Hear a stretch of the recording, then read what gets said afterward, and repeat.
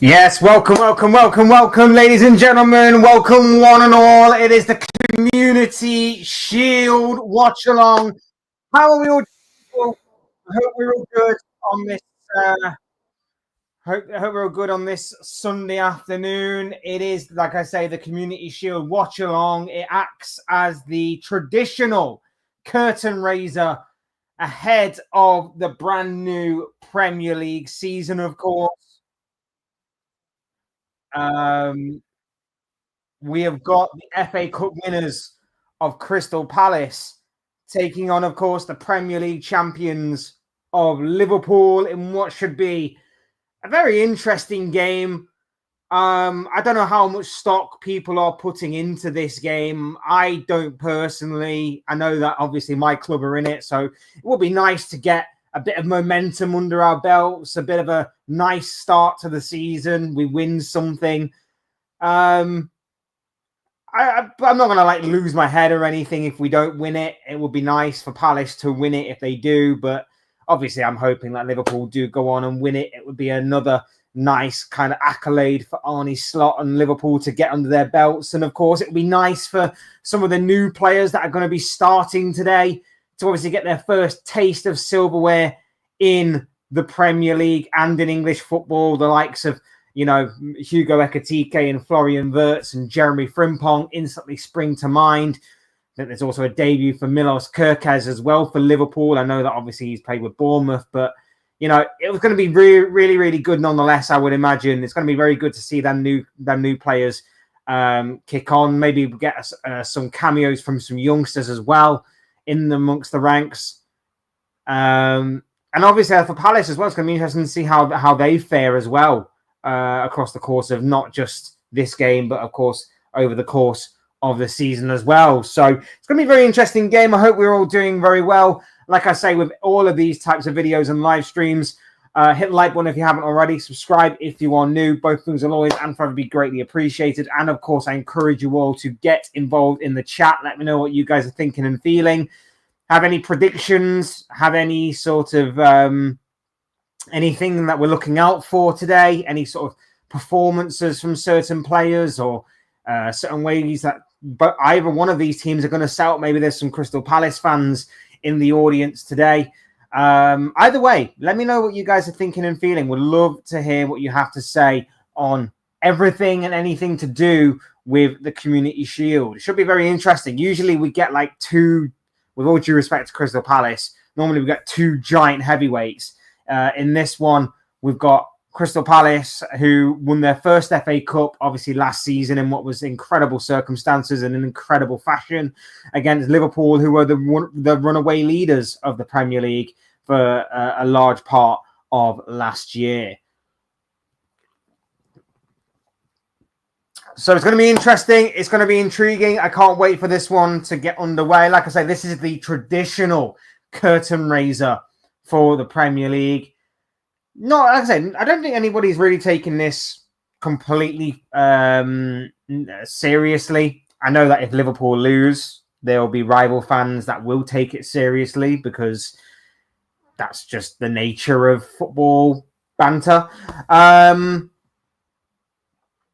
But yeah, that's just the way that it is. Like I say, if Liverpool were to lose, people will jump on this and will laugh and they'll point fingers at Liverpool and banter them and state that, oh, you've spent this much money and you lost and all of that kind of stuff.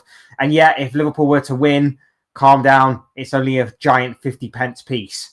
So it's good. Yeah. So I'm just putting that out there right now. I'm expecting it to end one way or another in terms of that aspect. It's either not going to matter if Liverpool win, and it will probably be the end of the world for Liverpool if they lose. So putting that out there right now. But this one should be a very intriguing battle between Oliver Glasner and Arne Slot. We're going to look at the Crystal Palace team. Here it is. Henderson in goal with Richards. I can't even pronounce his name. Lacroix. We'll go with Lacroix. I don't know how you pronounce it. I went through the whole of last season just saying it was Lacroix. I don't know if that's how you pronounce it. I do apologize if I'm absolutely butchering that name, which is more than likely I am. He's also there. It's going to be interesting to watch him, of course. He's been linked with Liverpool a lot this summer, so that's going to be interesting to, of course, watch from a Liverpool perspective. We've got Munoz, obviously one of the standout performers of Crystal Palace last season at right wing back, with Tarek Mitchell on the other side. We've got Kamada and Wharton in the middle of the pitch, providing a lot of energy and an incredible work rate between those two.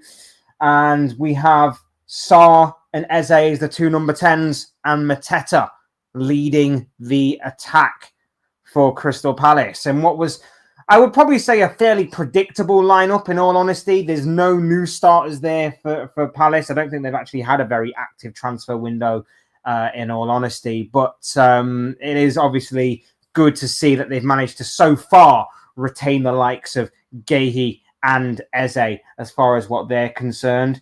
So,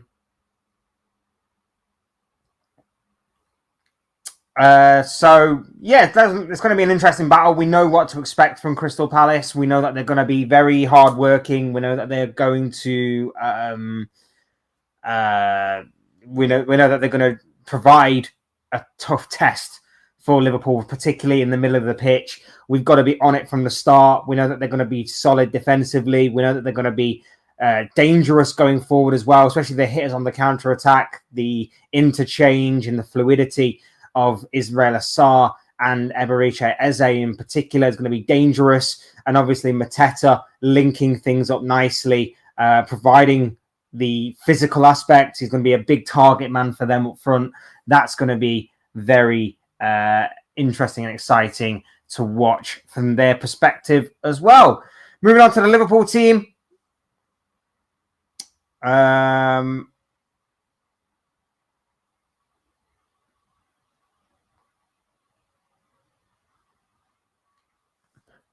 Alisson in goal. Obviously missed a lot of pre-season due to personal reasons, but he is back in goal today.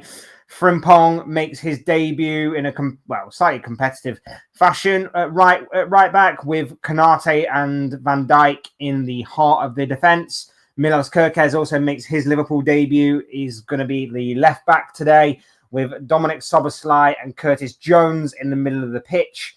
Apparently Ryan Gravenberch became a father last night, according to Arnie Slot. So congratulations to him, and that is why he is missing out today.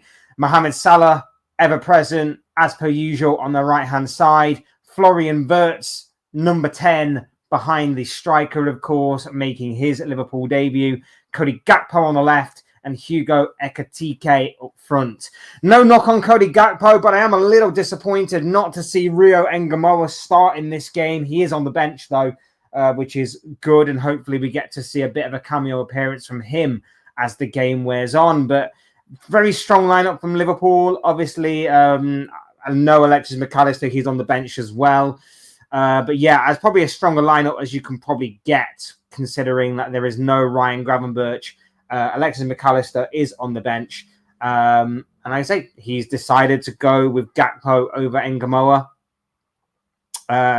which is going to be interesting. It's going to be interesting regardless, whichever way round this game goes, and whichever way round, obviously, these two teams decide to line up and face each other. You would imagine that it's going to be typical kind of Liverpool in terms of the in terms of the intensity. But it's all going to be about that midfield. Is that midfield going to match up with the work rate and the industrious side of the game of Crystal Palace's? We know how tenacious Adam Wharton can be. We know how physical Kamada can be. Can both Szoboszlai and Jones match up with that? Are they going to be working in good tandem with each other? Seen a lot of Szoboszlai pre-season. He seems to be gelling into that slightly deeper role a bit more with each and every single passing game. So that's good to see, and that's good to note. But is it going to work well with Jones? How is Jones going to be? It's going to be very interesting to see how those two work out. But obviously it's going to be all eyes on Mohamed Salah as per usual, and of course Florian Wirtz, who I can't wait. I can't wait to see Florian Wirtz more and more so in action and continuing to play hopefully the way that obviously he played at by Leverkusen. Big Ozan is in the building. How you doing? Well, bro. Lovely to see you here, my dude. Hope you are doing well, and I hope you are sitting comfortably for what is about to take place at Wembley today. Predictions then. Let's get some predictions in, people. Hit up the chat with some predictions. How do you think the game is going to go today? For me, I'm not expecting anything completely crazy, in all honesty. I'm not expecting it to be full of goals. I'm not expecting it to go full pelt this early in the season. I think what we're going to see is a little bit of rustiness to shake off from both teams. I think we're going to see a game in which, Palace will throw caution to the wind a little bit. But ultimately, it might just be there might be some mistakes in there. Might just be some, some nervy moments, some uncharacteristic moments, shall we say, early preseason kind of stuff, or early season kind of stuff from both teams. I'm not expecting it to be a perfect performance by either one of these teams, in all honesty. But what I am seeing is a Liverpool win. I'm seeing a Liverpool win, and I'm going to go 2-1 to the Reds, and for us to lift that giant 50 pence piece at the end of this game. Yes, congrats to Grab, indeed. Fair play. I see him starting on Friday. He's suspended, bro, isn't he? I think he's suspended. He got sent off at the end of the season, didn't he? Conveniently against Crystal Palace. He got suspended. He got sent off, didn't he? I think he's suspended for the game on Friday. So yeah.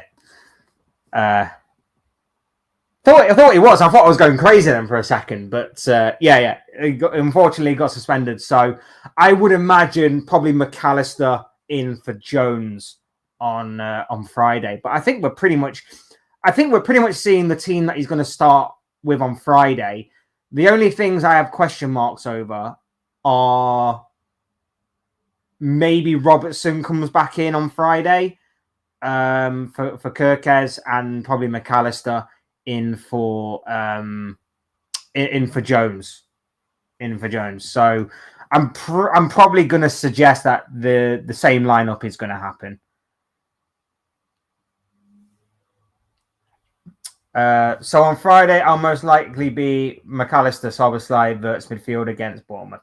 Yeah, I would imagine so. I would imagine that would be the midfield going into Friday. And like I say, I think the only probable change from this lineup may be that Andy Robertson comes in for Milos Kirkes instead. So could be a couple of changes. Kirkes could very well start, and I'd be more than happy to see Kirkes start over Robertson, with all due respect. But they're the only two changes that I can probably see happening for that game. Anyway, we are going through the formalities of handshaking and things of that nature, and I'm not sure who these people are, but they are getting. Obviously, I know. Obviously, a certain Ian Rush there, but not 100% sure. We're just going through the formalities of handshaking and getting the respects out the way and done with.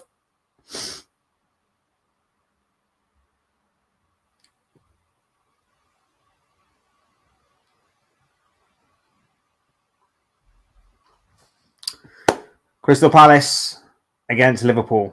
Get your predictions in, people. Would love to know what you guys are thinking and feeling about this game. Are you taking it seriously? Are you not? Would love to know what you guys are thinking. And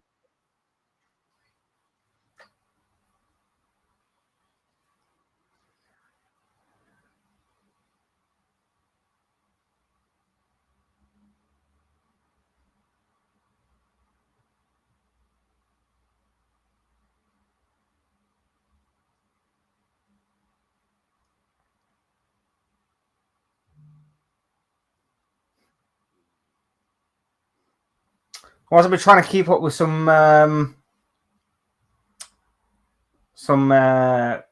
transfer stuff whilst we're live as well, because that's going to be worthy as well. Indy Kyler, big up to him, absolute legend in this summer of transfer activity. Became insanely relevant, became insanely reliable, and even got credited by a certain David Ornstein, which further cements your credibility going forward. And I never thought I'd be saying that at the beginning of this summer, but he is claiming that somewhere in attendance today is the agent of Alexander Isak as that saga continues. If you want to talk anything in this game to do with transfers, doesn't have to even be about Liverpool or Crystal Palace, to be honest. Could be anything that you want to talk about, then hit up the chat. Let me know what you guys want to talk about. You want to talk about the game, you want to talk about transfers, anything along them lines. I'm sure it'll make for great and interesting conversation. So do hit up that chat, people. So we're just going through the team news and team selections.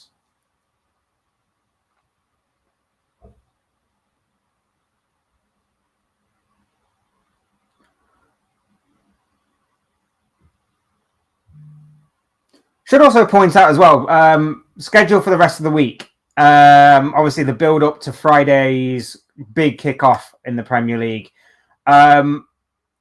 Tuesday, Premier League predictions. Tuesday will be Premier League predictions. That will be out on Tuesday, video format, I think. I'm going to be going through my personal predictions and thoughts and things like that for the season. Wednesday it will be the return of Premier League predictions in terms of fixtures. So we'll get the weekend's fixtures all predicted and put out there. I'm going to do it slightly different this year, I think. I think I'm going to try and keep score week to week of how well I do. And if you guys want to join in on that, you can do as well. But it's going to be 3 points for the perfect score. It's going to be 1 point for the right result and 0 points if I get it completely wrong. So, for example, if I was to do it on here and I was to say Liverpool were to win by 2-1, and Liverpool actually did go on to win by 2-1, I get 3 points. If Liverpool win by just 1-0 or something along them lines, that's not 2-1, I'd get 1 point. And if Liverpool were to just completely lose or it be a draw at the end of 90 minutes, then I get a grand total of 0 points. No points. So I might do that this year. Might do it that way this year. Just a nice little thing to keep track on certain things like that. Lovely little tribute there to Diogo Jota and his brother. Minute silence as well. That is going to be taking place.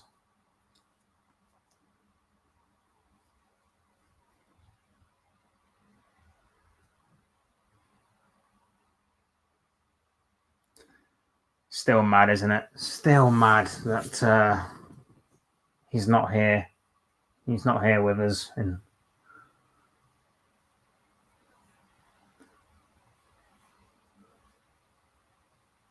Oh, bless. Bless them all. Lovely tribute, I think.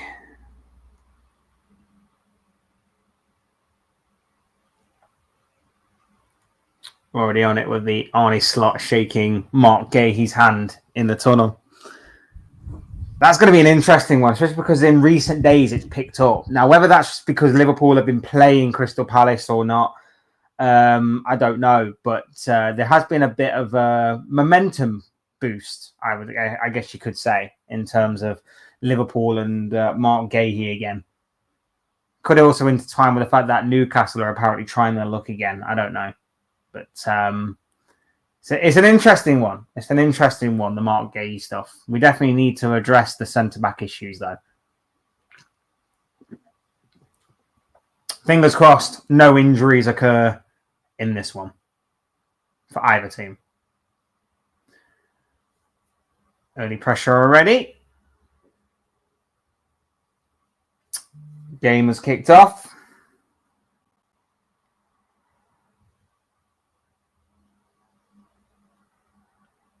A little bit scrappy. A little bit scrappy in the opening 25 seconds or so. Yeah, I would point out it's probably about 45 seconds-ish of a delay.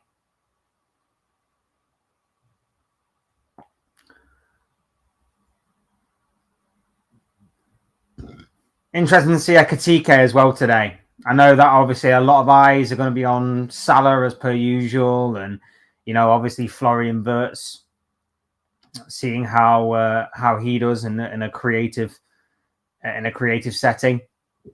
But it's going to be interesting to see Ekitike. Big pressure on his shoulders right now. And of course, like I say, the longer this Isak thing drags on, the more he's going to be playing and the more he has to play. So if this Isak thing doesn't wrap up in the immediate future, the chances is that we're probably playing at least the opening game, maybe the opening 2 games. And I know that the second game is obviously conveniently against Newcastle. So Newcastle will probably do everything they can to delay. No pyro, no party, to delay the Isak thing as long as they can so that Isak doesn't actually play against them or doesn't have any chance of playing against them on the second game of the season. He's probably going to be the starting striker for Liverpool going forward into those 2 games at least. So we shall see. Long diagonal ball goes out to Salah. Lovely take. Now he's against Tarek Mitchell here. Goes backwards to Frimpong. I'm interested to see how that combination down that side works. It looked good in pre-season.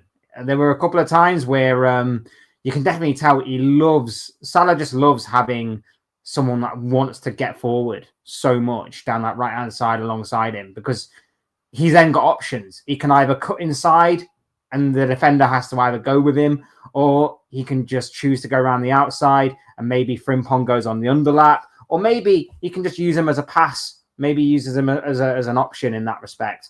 It's going to be very interesting to see how that combination does work out as Ekitike and Gakpo do well down this left-hand side here.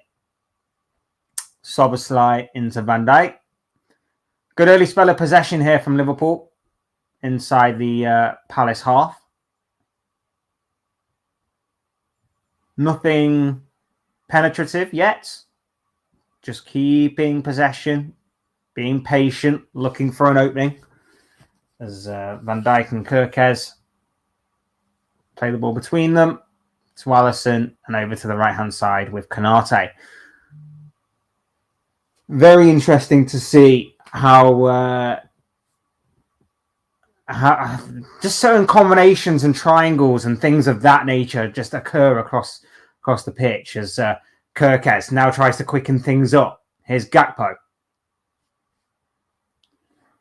Gakpo to Wirtz. Wirtz, lovely ball through to Ekitike. Here's Wirtz again. Plays the ball. Ekitike turns. Shoots! It's a goal!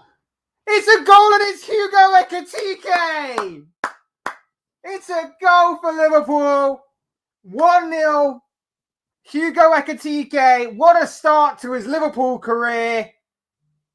1-0 Liverpool, Hugo Ekitike, and it's a first assist for Florian Wirtz as it is the first goal for Hugo Ekitike. The 2 Liverpool new boys linking up beautifully right there. It's a lovely finish, lovely take. 1-0 Liverpool. It's just slow build-up, slow, patient build-up, goes over to the left-hand side. Wirtz tries through ball into Ekitike. It's good defending by the defenders to crowd him out, but it managed to work the ball back to Wirtz, who works the ball back to Ekitike. And then he just shifts it onto his right foot and he just bends it into that corner. And it's a finish that we've seen time and time again by Ekitike from his time at Frankfurt. He just loves to get the ball from that left, get it onto his right foot and just bend it in that corner. And it is a very, very lovely finish by Ekitike. And Liverpool are 1-0 up. a brilliant start by Liverpool, a brilliant start by Wirtz, and a brilliant start by Ekitike in general. And yeah, you couldn't have asked for a better start. You could not have asked for a better start than what we have just witnessed. Hugo Ekitike with a lovely finish after some good, dangerous play from Florian Wirtz. Gakpo looking to go through, looking to bundle his way through, but dealt with by the Palace defence.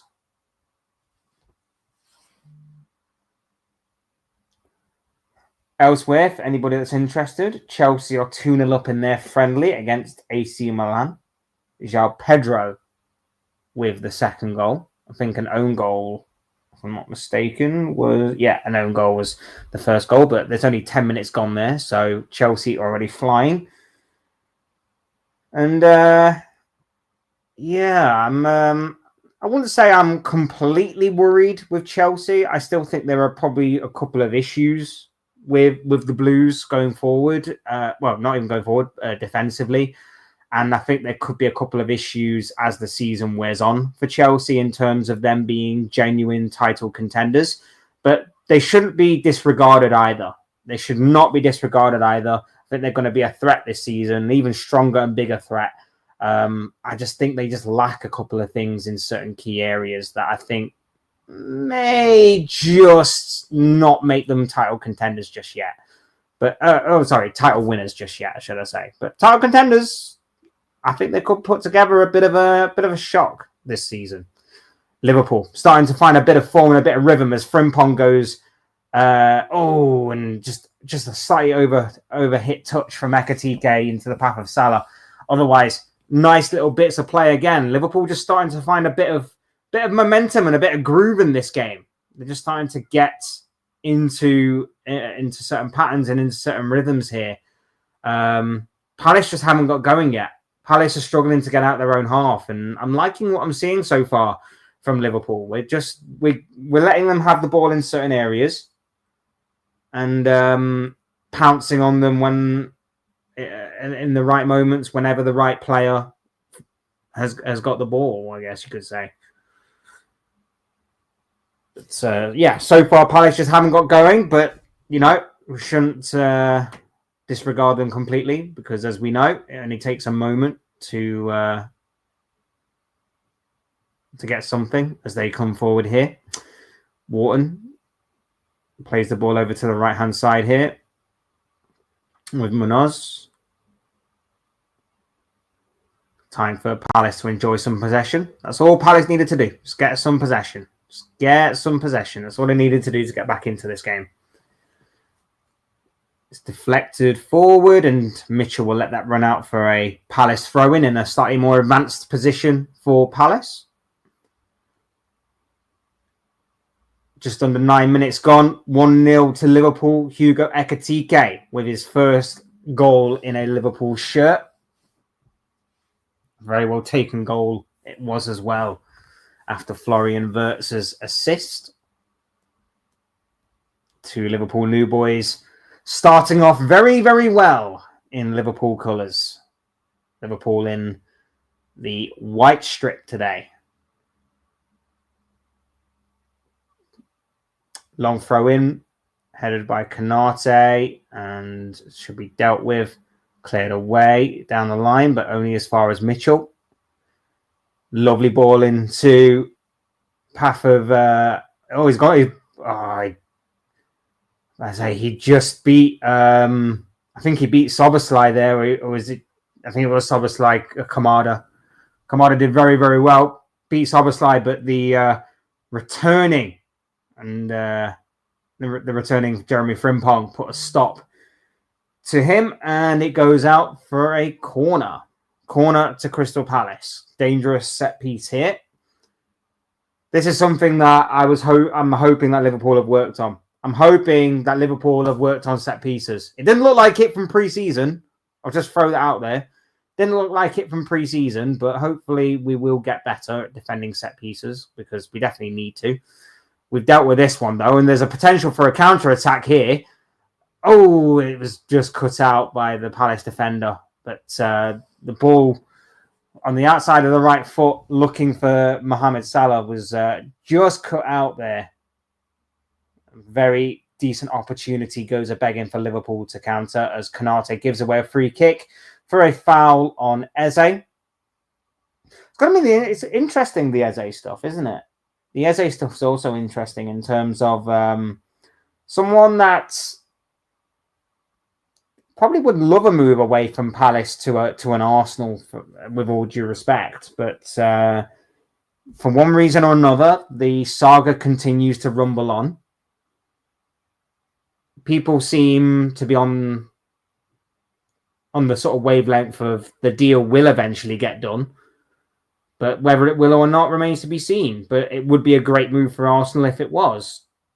Don't necessarily think he's the guy to maybe get them across the finish line in terms of, I'm not 100% sure if his best position is off the left or through the centre, but he'd be a very good addition to what is a very good side. And that is my kind of take on Eze. I've been consistent with that all summer. I really do like Eze, but I'm just not 100% sure if he's the kind of overall product that will take Arsenal across that finish line. Eze strikes it. As I said, that would have been amazing if he'd actually scored that, but it's deflected behind for another corner. Palace just starting to get a bit of a foothold on this game, a little bit. They're growing into this game.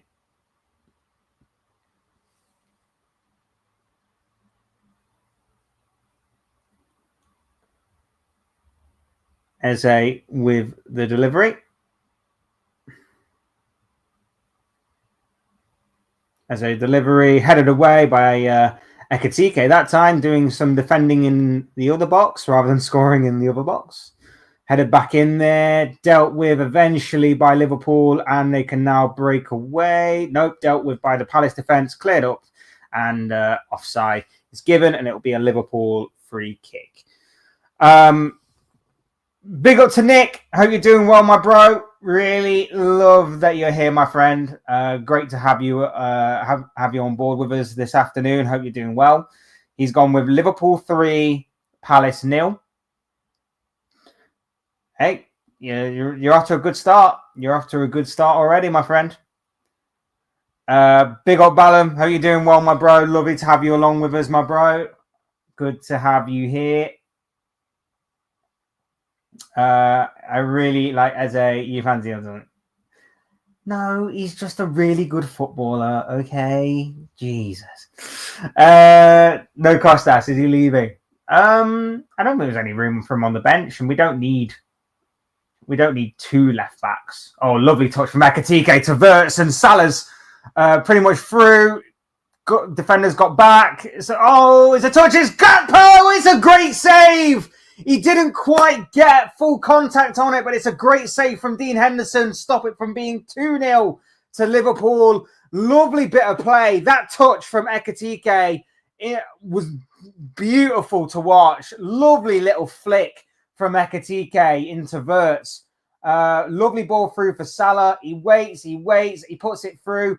It's flicked on by Wirtz in the end and on to Gakpo. I think Gakpo may have been offside if the ball had gone in. So I think if there is VAR in this game, which I think there is, it probably would have ruled it out in this scenario. But lovely little bit of play from Liverpool there. And it just shows you again how dangerous and how fluid this forward 3/4 can really work together.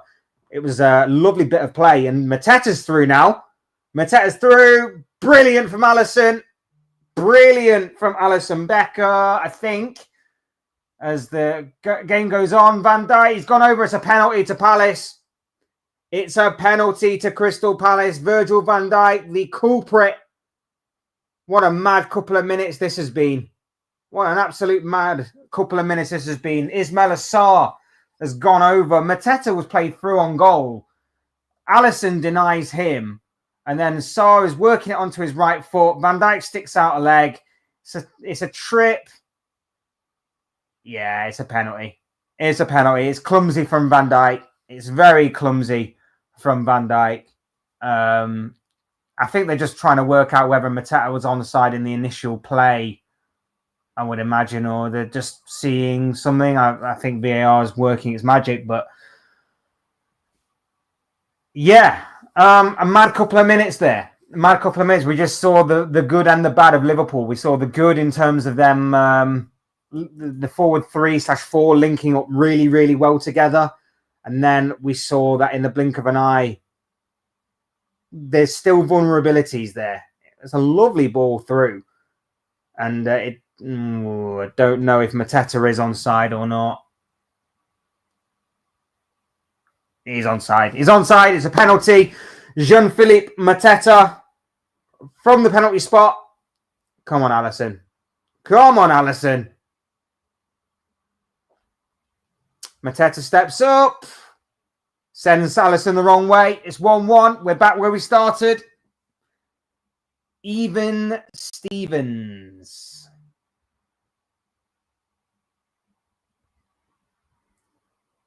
Mateta with the goal from the penalty spot from 12 yards. And we're back where we began. Game on.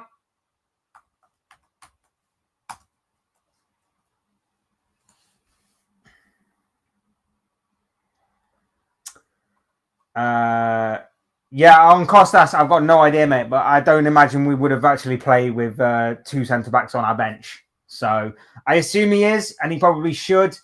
And I think if anyone is in need of a left-back out there, I think they can't do no wrong then by taking Tsimikas, in all honesty. He's not perfect by any stretch of the imagination, but he's experienced. He's got a good left foot on him. Solid, man. Solid. No more Darwin. Yeah, absolutely. No more Darwin. Hopefully he does well. I'm hoping he does do well in Saudi. Hopefully he does. No problem, dude. Love to have you here with us. Do you see Costa sold for money? Yeah, I don't see why not. I'm hardly going to sell him for like a bag of Skittles or anything. So, would imagine. Is Kirkez. Kirkez tries a shot, blocks, and goes out for a throw into Liverpool. My predictions for the season. First, Liverpool. Second, City. Third, Chelsea. Fourth, Arsenal. And fifth, Aston Villa. Interesting. And what do we think about Nick's predictions, guys? Good, bad, or somewhere in the middle? Let me know what you guys are thinking and feeling about that. But my predictions will be out on Tuesday. So we can compare then, my bro. We can compare then. Until then, I'm not going to give too much away in terms of what I'm thinking for this season. Good little bit of play here from Palace. And Munoz is free down the right-hand side. He goes for the early cross, but that should go into the hands of Alisson Becker, and it does beautifully. Arnie finally sold Darwin. Yes, he did. We've finally shifted that on. Like I say, fingers crossed for him. I hope that he does do well over in Saudi. Liverpool should win. No penalties, at least. Hopefully, I would like it to just be a 90-minute game, this, rather than have to go through penalties. But it's not the end of the world if we don't win it. No penalty shootout, amen. Yeah, I get what you mean, bro. I get what you mean. Don't worry. There we go. So 1-1, back where we started with 20 minutes or so gone as it arrives at the back post, and it just goes wide from Tarek Mitchell. Palace really threatening here. They've really got a foothold of the game about now. Liverpool still threatening going forward, but looking very vulnerable on the counter-attack, which I think is something we may have to somewhat get used to this season, being a bit more vulnerable on the counter-attack, especially from the wide positions, which I think Palace are just starting to realise right now. Cross in, right to the back post, and Tarek Mitchell back across goal as Liverpool look to play out from the back here as Konate goes long. Cleared away.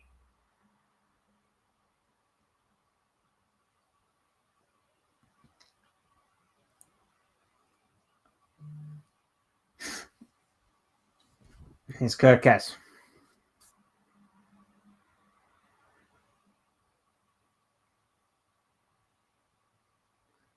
Szoboszlai. Really setting into this new deeper role. I like it. Long spray out to Jeremy Frimpong. Now Frimpong against Mitchell. He's gone for the cross. It's looped over everybody. And it's in! Jeremy friggin' Frimpong! What a goal that is! He doesn't... I can guarantee you this. He didn't mean that. I can guarantee you Jeremy Frimpong did not mean that. But Liverpool are back in front. It's brilliant from him. Brilliant from him. Like I was about to say, Szoboszlai is enjoying the deeper role because he could just get the ball and he could just spray passes left and right because he's got the ability to do so. He's just picked up the ball. He sprayed it out wide to Jeremy Frimpong, who's controlled the ball. And that's what we're going to see a lot more of this season. Frimpong, especially in those kind of areas with his pace. And he's just taken... what a goal. He's just taken Tarek Mitchell on. He's just taken him on and went to deliver a cross. And it's just looped right over Dean Henderson in the Palace goal. Looped right over him and into the back of the net. It's a beautiful goal. It's a wonderful goal. But I can tell you this. He didn't mean it. He didn't mean it, but we'll take it. Absolutely wonderful stuff. Liverpool were only pegged back for a certain amount of time. And absolutely wonderful.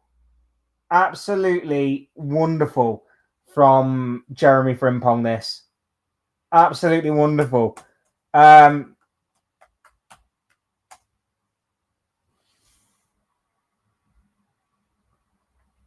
Absolutely wonderful from Jeremy Frimpong. That 21 minutes gone.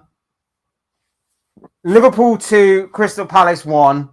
2 Liverpool debutants on the score sheet for the Reds. 1 debutant with an assist. Just need Kirkes now for the quartet of debutants to get on the score sheet in terms of goal or assist. Mateta, a goal sandwich between the 2 Liverpool goals from the penalty spot. And game on. 2-1 Liverpool.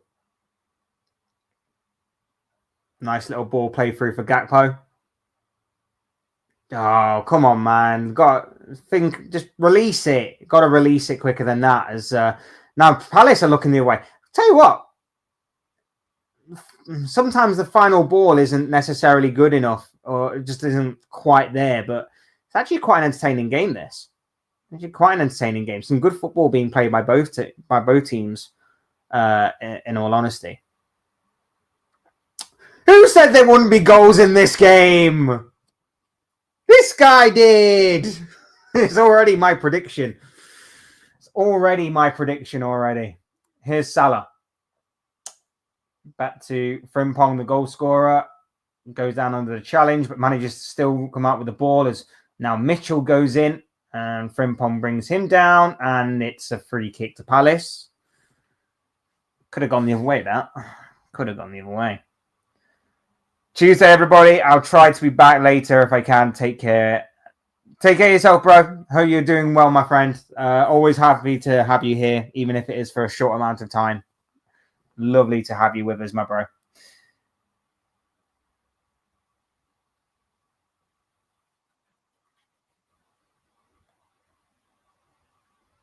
Interesting celebration as well from Jeremy Frimpong, that.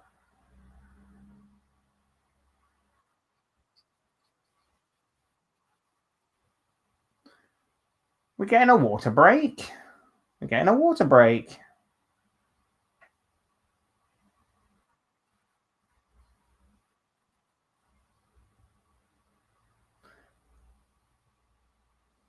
Water break for everybody involved. Instructions to be passed on, I'm sure, from Arnie Slot.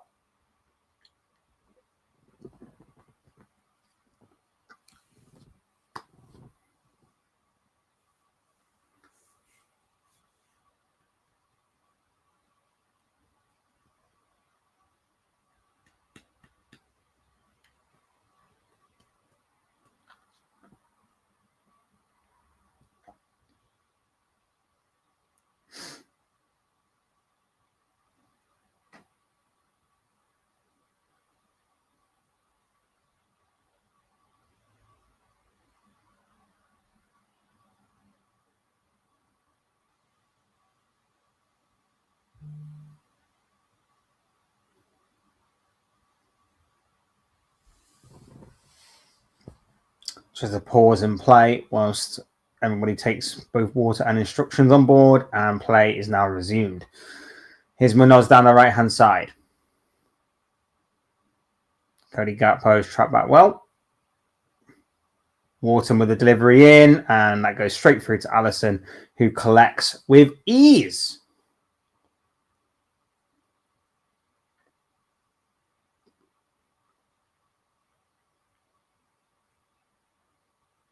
Canate's got a bit of a problem here, though. Something to do with his eye, it looks like. Do you just catch a hand to the eye? Or something? Something gone in his eye? I'm not 100% sure. Should be okay to continue, we would imagine, but a bit of concern here for Liverpool and for Ibrahima Konate.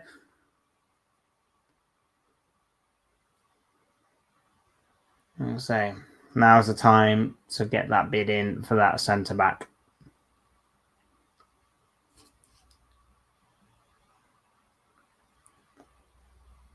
Could we do it at half time? Could we put in that bid at half time? Palace looking like they're going to ready a change themselves already. It looks like Will Hughes is going to be coming on, as it looks like Kamada is down and wanting to receive treatment, it seems. Not a good start for Oliver Glasner and Crystal Palace. Looks like Kamada is receiving treatment. Hopefully it's nothing too serious for him.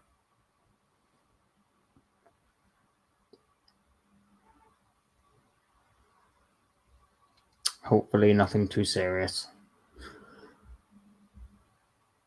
It's been a good opening 25 minutes or so, though, for this game. Like I said, Liverpool started off the strongest. They got the early goal. Very well taken goal from Ekitike. Played some nice football at times. And then Palace have had a bit of a good spell last 15, 20 minutes or so. That's 15 minutes or so with actually managing to be a bit more direct, being a bit more thorough, and managing to penetrate these certain vulnerabilities that Liverpool is showing, especially in the wide areas, mainly down Liverpool's left-hand side, down the side of Kirkez and Van Dijk.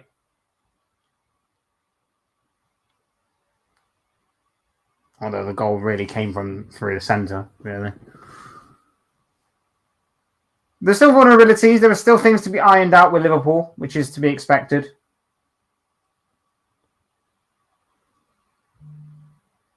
But so far, so good as far as the new debutants are concerned. No problems whatsoever there. Lovely little bit of play between Ekitike and Wirtz, but eventually cleared away.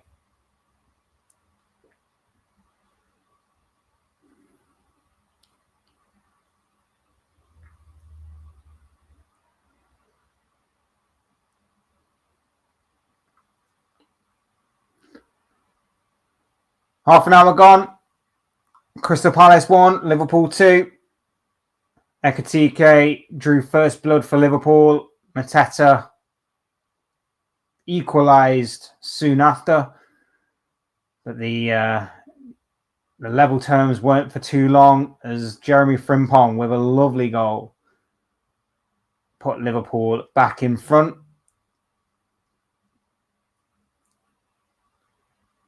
Played away by Eze. Flicked on, but only as far as Kirkez. Kirkez, Soboslai, Kirkez again, deflected and out for a Liverpool throw-in.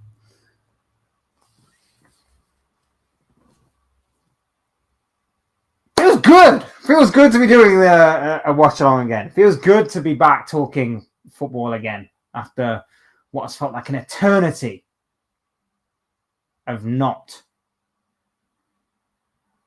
Don't count the Club World Cup and anything else that's gone off.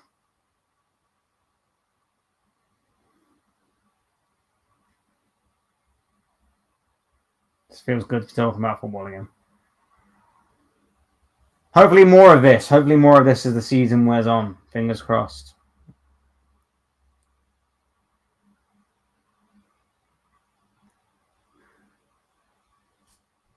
Liverpool just looking to take this thing out of the game. Van Dijk.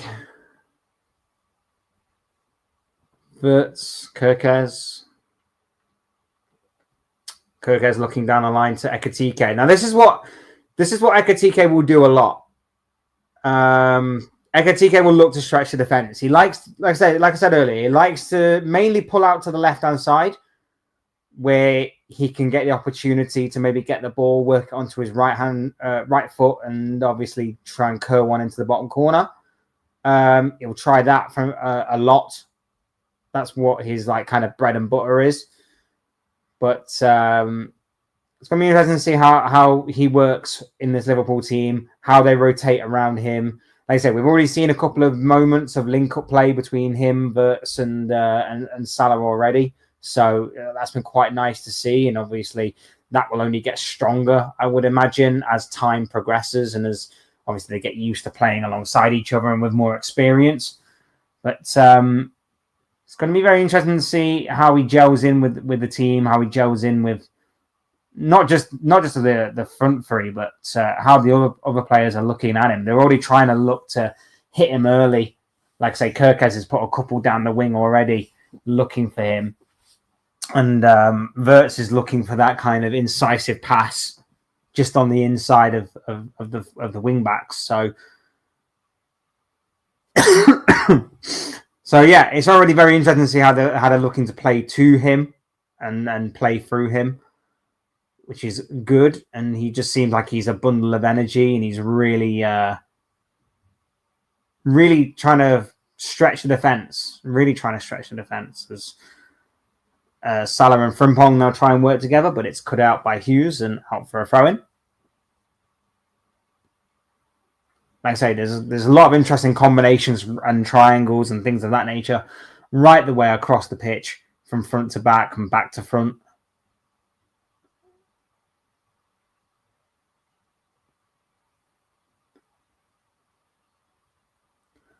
Palace now trying to hit Mateta early, and they managed to find him, and he's put it onto his right foot.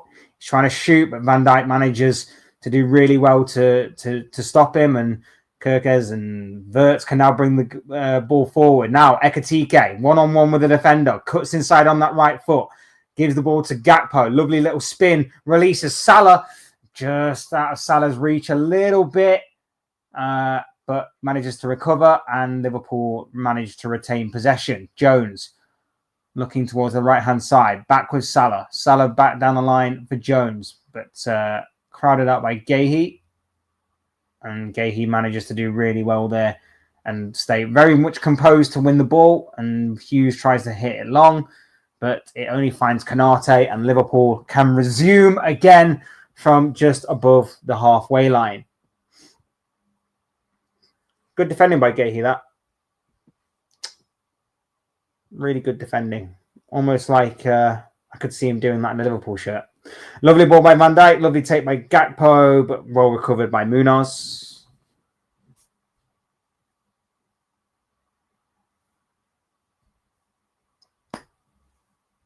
Now, Kirkes. What's your throw-ins like?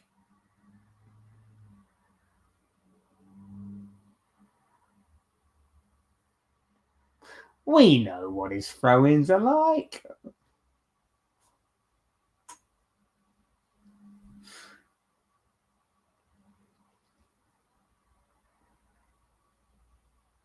Just another weapon to add to our arsenal, I think. Kirkes, long throw into the box. Flicked on by Gakpo, but no one was there and dealt with only as far as Frimpong. Salah cleared away. Looking to go long, but blocked and out for a throw-in. Good block there by Florian Wirtz. I said this in pre-season as well. The thing I like most about Florian Wirtz is not necessarily just his creativity. Like, he's obviously known for his creativity, but the other part of his game, like his work rate and his pressing and everything that goes along with that goes somewhat under the radar, is something that I'm impressed with as well. That does impress me, and it impressed me pre-season when I saw it. Here's Munoz down the right-hand side, though, pulls it across the face of goal and ballooned over by Will Hughes. It was a long ball out to the right-hand side, and Munoz did ever so well to keep the ball in play. And takes one touch, crosses, it takes a couple of touches actually, then crosses it. It's just a little bit behind Mateta, and Will Hughes then arriving just balloons it over. Doesn't get over it in any way, shape, or form, and it goes into row Z. Liverpool can now look to build from the back, knock down the line, and Szoboszlai can now bring it forward. Got some space to run into, but he's got to move it quicker than that because there was the recovering Crystal Palace player who managed to knock it out of his path, and Liverpool have to begin again. A couple of times that's happened now. A couple of times where the pass has been on or they need to move it quicker, and a recovering Crystal Palace player has just managed to get back to put a foot in. I think Gakpo did it in the first half, and Szoboszlai has just done it then.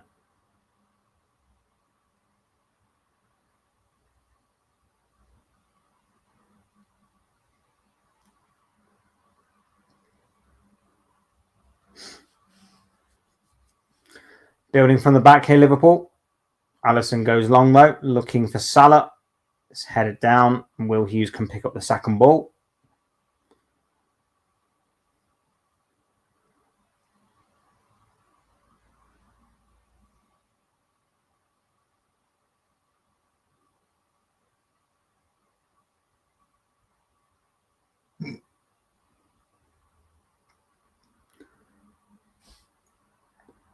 Wharton looks over the top, but it's too long, and it will go through to Alisson. Becker. Just looking for that. They're just looking for that switch all the time. Whether it's from left to right, right to left. It's mainly from left to right, mainly. And they're looking to try and hit Mateta early. This time, though, it was Sarr.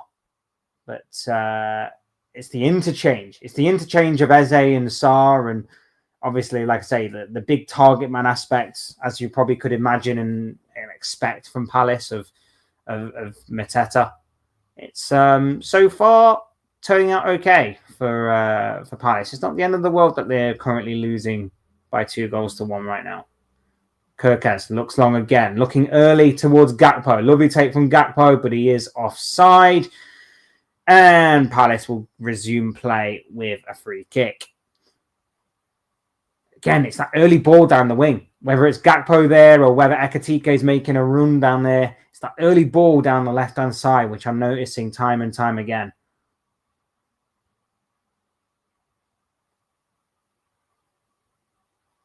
It's nice, though. We get some quick, direct play sometimes. Just it's got to be better in holding the run there.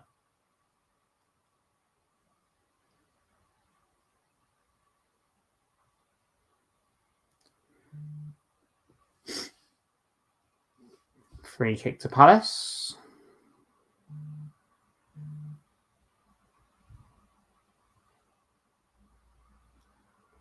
Now look to build from the halfway line here. 40 minutes gone. Still Liverpool 2. Crystal Palace 1. Hugo Ekitike opening the scoreline for Liverpool. Jean-Philippe Mateta equalising from the penalty spot. And Jeremy Frimpong with an insane goal. Restoring Liverpool's lead as Dean Henderson, poor ball, and it's gone out for a Liverpool throw-in.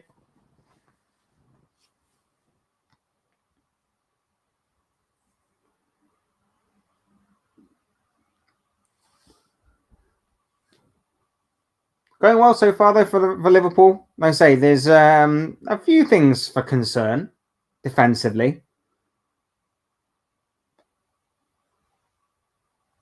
A few things defensively that I think need work on, but there are always going to be little things that need to be ironed out.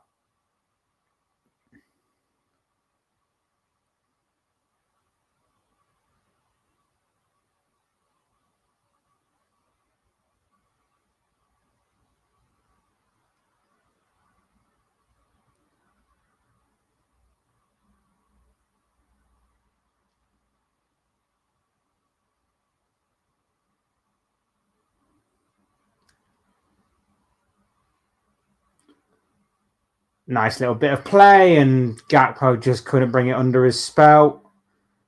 Wasn't through lack of trying from Kirkes to try and keep that in, but unfortunately went out of play. But again, there are signs. There were just signs that the little patterns of play, the little bits of the little passages of play there, the little interchanges between them, is just starting to really form. And that was another good display there of the forward three and four, if you like, kind of interchanging and linking up. It's quite nice to see. I like the early signs of it.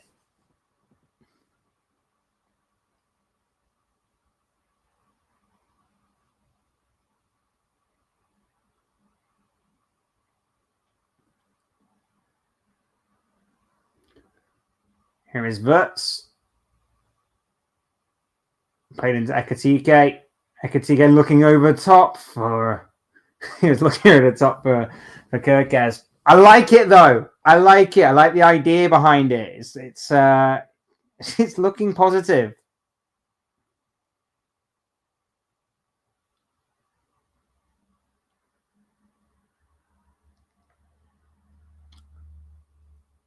Poor challenge that from Konate, and he's going to be receiving the first card of the game. Ibrahima Konate for a foul on Jean-Philippe Mateta is deemed a yellow card offence by the referee.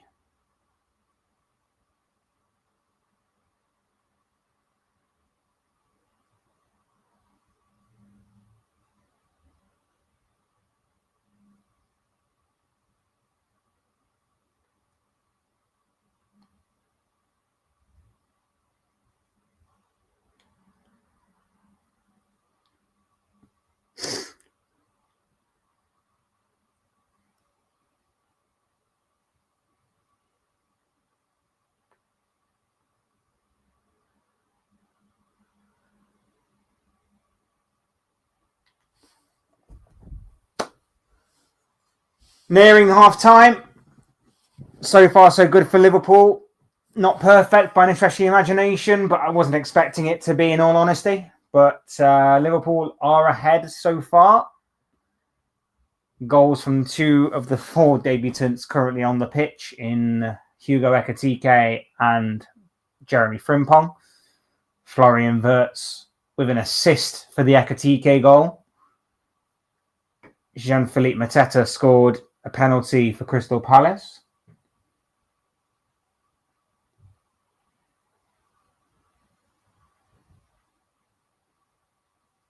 Free kick for Palace on the halfway line here.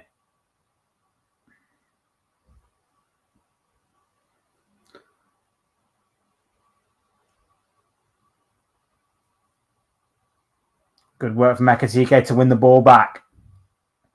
He's running down the left wing.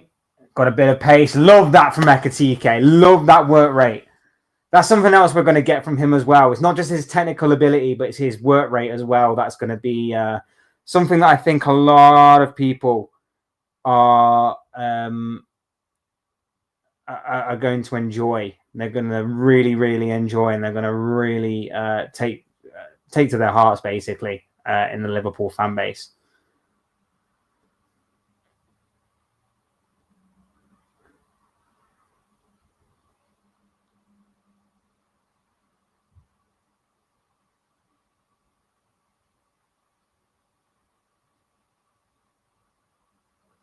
Wirtz has also been shown a yellow card.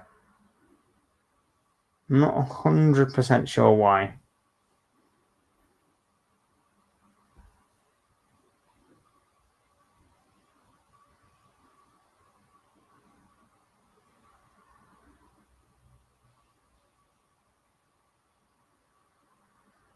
I'm not 100% sure why.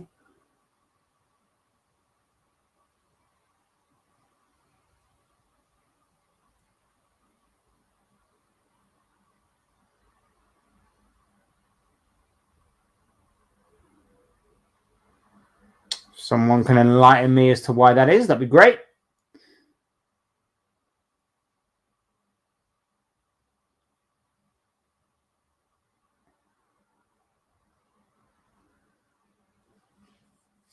Ekatike penalised there.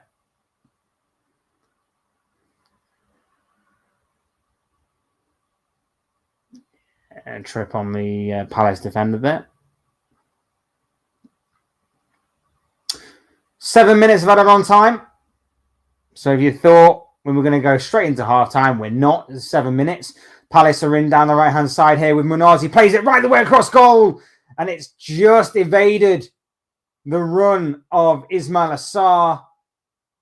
It just evaded him. It was a lovely ball out wide. And this is going to be something that I think a lot of teams are going to pick up with Liverpool here. With the way that Kirkes advances, a lot of teams are going to be looking for that switch, especially from left to right when they're facing us. And it just happened there. It just went right the way across. And Munoz is in.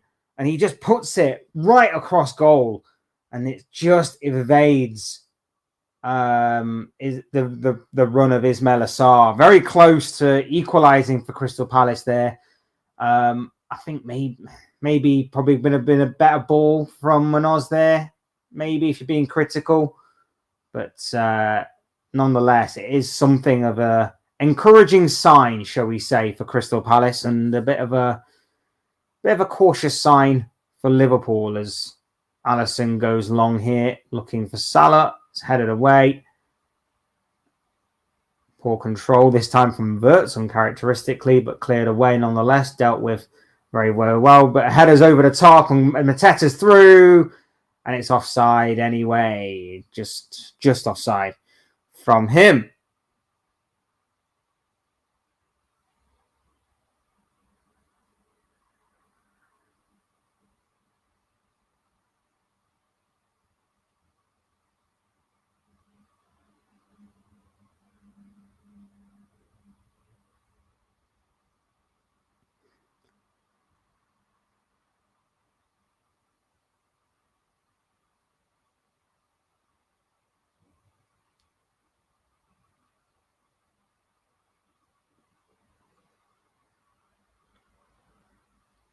Good defending there from Palace to stop Ekatike from potentially getting a second.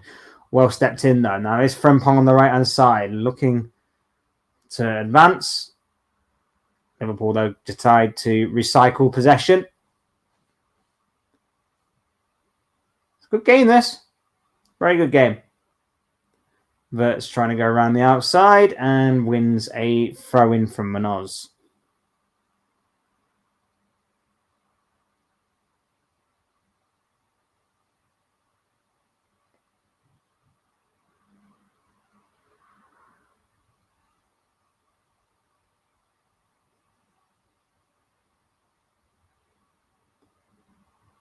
Here's Wirtz in the penalty area. Crosses it for Frimpong. Frimpong has another go. And this time, balloons it into Rosed. Good work, though, from Florian Wirtz. He tried initially, gets a second bite at the cherry, pulls it right the way across to his teammate and best friend, it seems, Jeremy Frimpong. And Frimpong just couldn't keep it down on the half volley as it goes into the stands.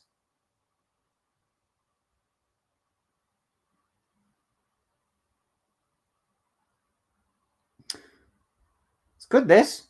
Good progression. Good progression.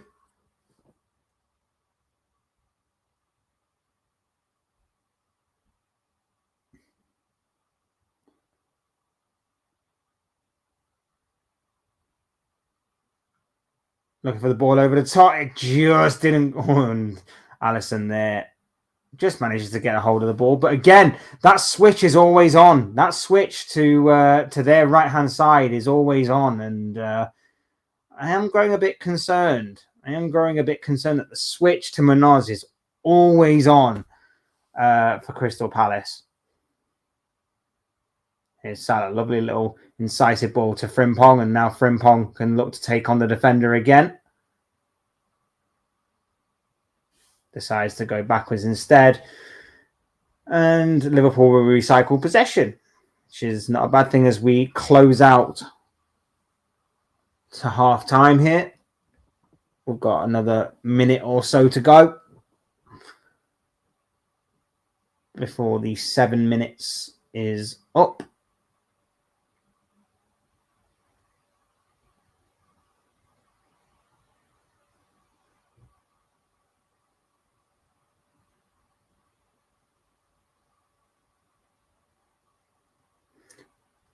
Is Gakpo on the left-hand side. Goes inside for Wirtz. Wirtz tries an incisive ball into Ekitike. Lovely little spin. Oh, he just got it tangled up in his feet, Wirtz, on the reverse play. And now Palace look to get forward. Here's Eze. Slows the game down, and instead Palace just keep possession of the ball. That looks like it's probably going to take us to half-time there.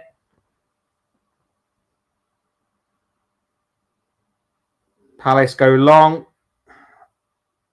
Flicked on. Munoz trying to get there. It's taken off, and it's crossed in by Munoz. Just over hit from Mateta. Headed on by Konate. Goes to Eze. Here's Tyreek Mitchell on the left-hand side. Goes backwards, and then looks for Hughes going forward. Hughes on the right-hand side. Here's Munoz again. Munoz with the ball in. It's crossed in. It's over hit, and it goes right the way through for a throw-in, but it won't anyway because it's going to go for half-time instead. The referee brings a close to the opening 45 minutes of this game. Crystal Palace 1, Liverpool 2. Hugo Ekitike opening his goal-scoring account for the Reds inside the opening 5 minutes. Jean-Philippe Mateta equalised for Crystal Palace on the 17th minute from the penalty spot after Virgil van Dijk had tripped Ismail Assar, bringing a stonewall penalty to Crystal Palace. He stepped up. He made no mistake in converting from 12 yards out. They're back on level terms, but then an almost instant reply from Liverpool. Jeremy Frimpong, incredible goal from Jeremy Frimpong down that right-hand side. Did he mean it? Did he not mean it? I know I said at the time he didn't mean it. You know what? I'm going to just say right now he meant it. I know he didn't, but he did. Jeremy Frimpong, lovely goal. A cross shot, I guess you could say, over the top of the goalkeeper, looped over Dean Henderson and into the back of the net. 2-1 to Liverpool as things stand. And you know what, guys? I'm going to say it. I like this team already. I really like. It's not perfect. We can't be deluding ourselves and say it's perfect because it's not. It's not fully there yet. But you know what? I am liking the fluidity. I am liking the interchange. I am liking how they're seemingly on pretty much the same wavelength as each other, even though they've only barely played together over the course of time.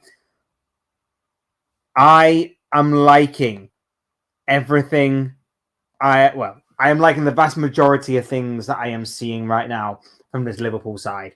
I'm liking the interchange of the forward 3 and 4. I am liking what I'm seeing from Frimpong. Kirkez is going to be a problem for a lot of teams because he just doesn't seem to stop. I'm liking this. I am liking this a lot. And this is without Alexis McAllister being in the midfield. This is without Ryan Gravenberch being in the midfield. This is without the possibility of Alexander Isak being up front for us. I am liking this so much. So much. I think Liverpool are on something here. I think we really much are. And I don't want to over-egg it. I know it's only the Community Shield. I know this technically still counts as pre-season. I'm not over-egging it in any sort of way, shape or form. But the patterns of play, the little interchanges that I'm seeing, the incisive passing, the kind of covering, the workhorse kind of aspect of the overall team, it's good. It is so good that we're seeing right now. And it's only going to get better from here. It's only going to get better from here. Because the longer that this team plays together, the more they'll understand each other, the more they've got on the same wavelength as each other, the more they're going to know, okay, if I've got the ball, I can make that pass if you go in behind. So you look to spin off and I'll try and find you. Or if someone else has the ball, they don't really have that kind of range of passing. So you may have to come a little bit shorter, but that will allow space in behind for someone else to run into. Just little things like that. It's just little things like that. It's like when Dominic Szoboszlai picked up the ball, his first instinct was, right, spread the play out to the right. Spread the play out to Jeremy Frimpong, because I know that A, I have the ability to play that ball to Frimpong and it instantly find his feet. And B, he has the technical ability and the quality to not only bring it down, but he also has the pace to beat the defender. And that's exactly what happened. There is so many things to like about this team so far. I'm really, really enjoying watching it unfold before our very eyes. Like I say, it's not perfect. There are certain things we need to watch out for. Counter-attack especially is going to be something that is probably going to give us a lot of heart attacks this season. But it is early days. It is still technically pre-season.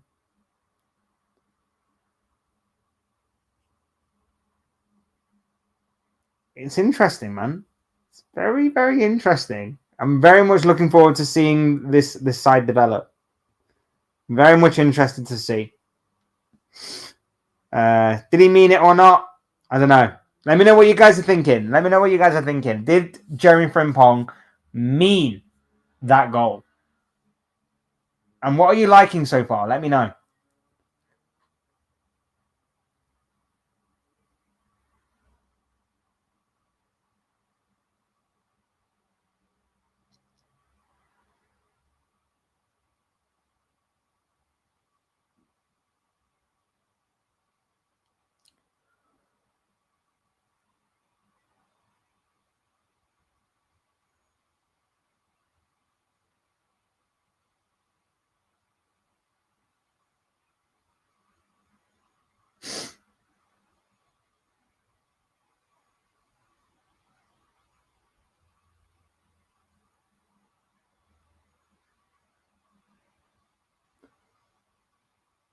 Very much. I'm looking forward to seeing how this team continues to develop.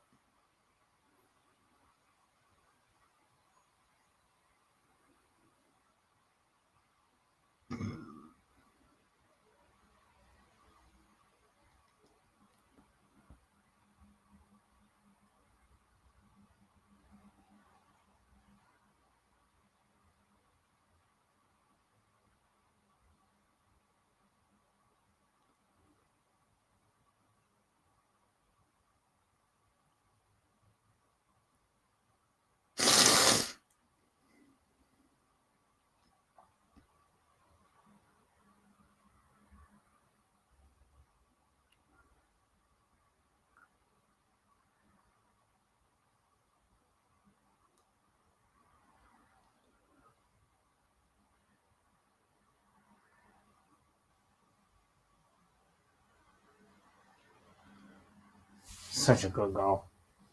I say Ekatike, I think is going to be class. I think he is going to be class.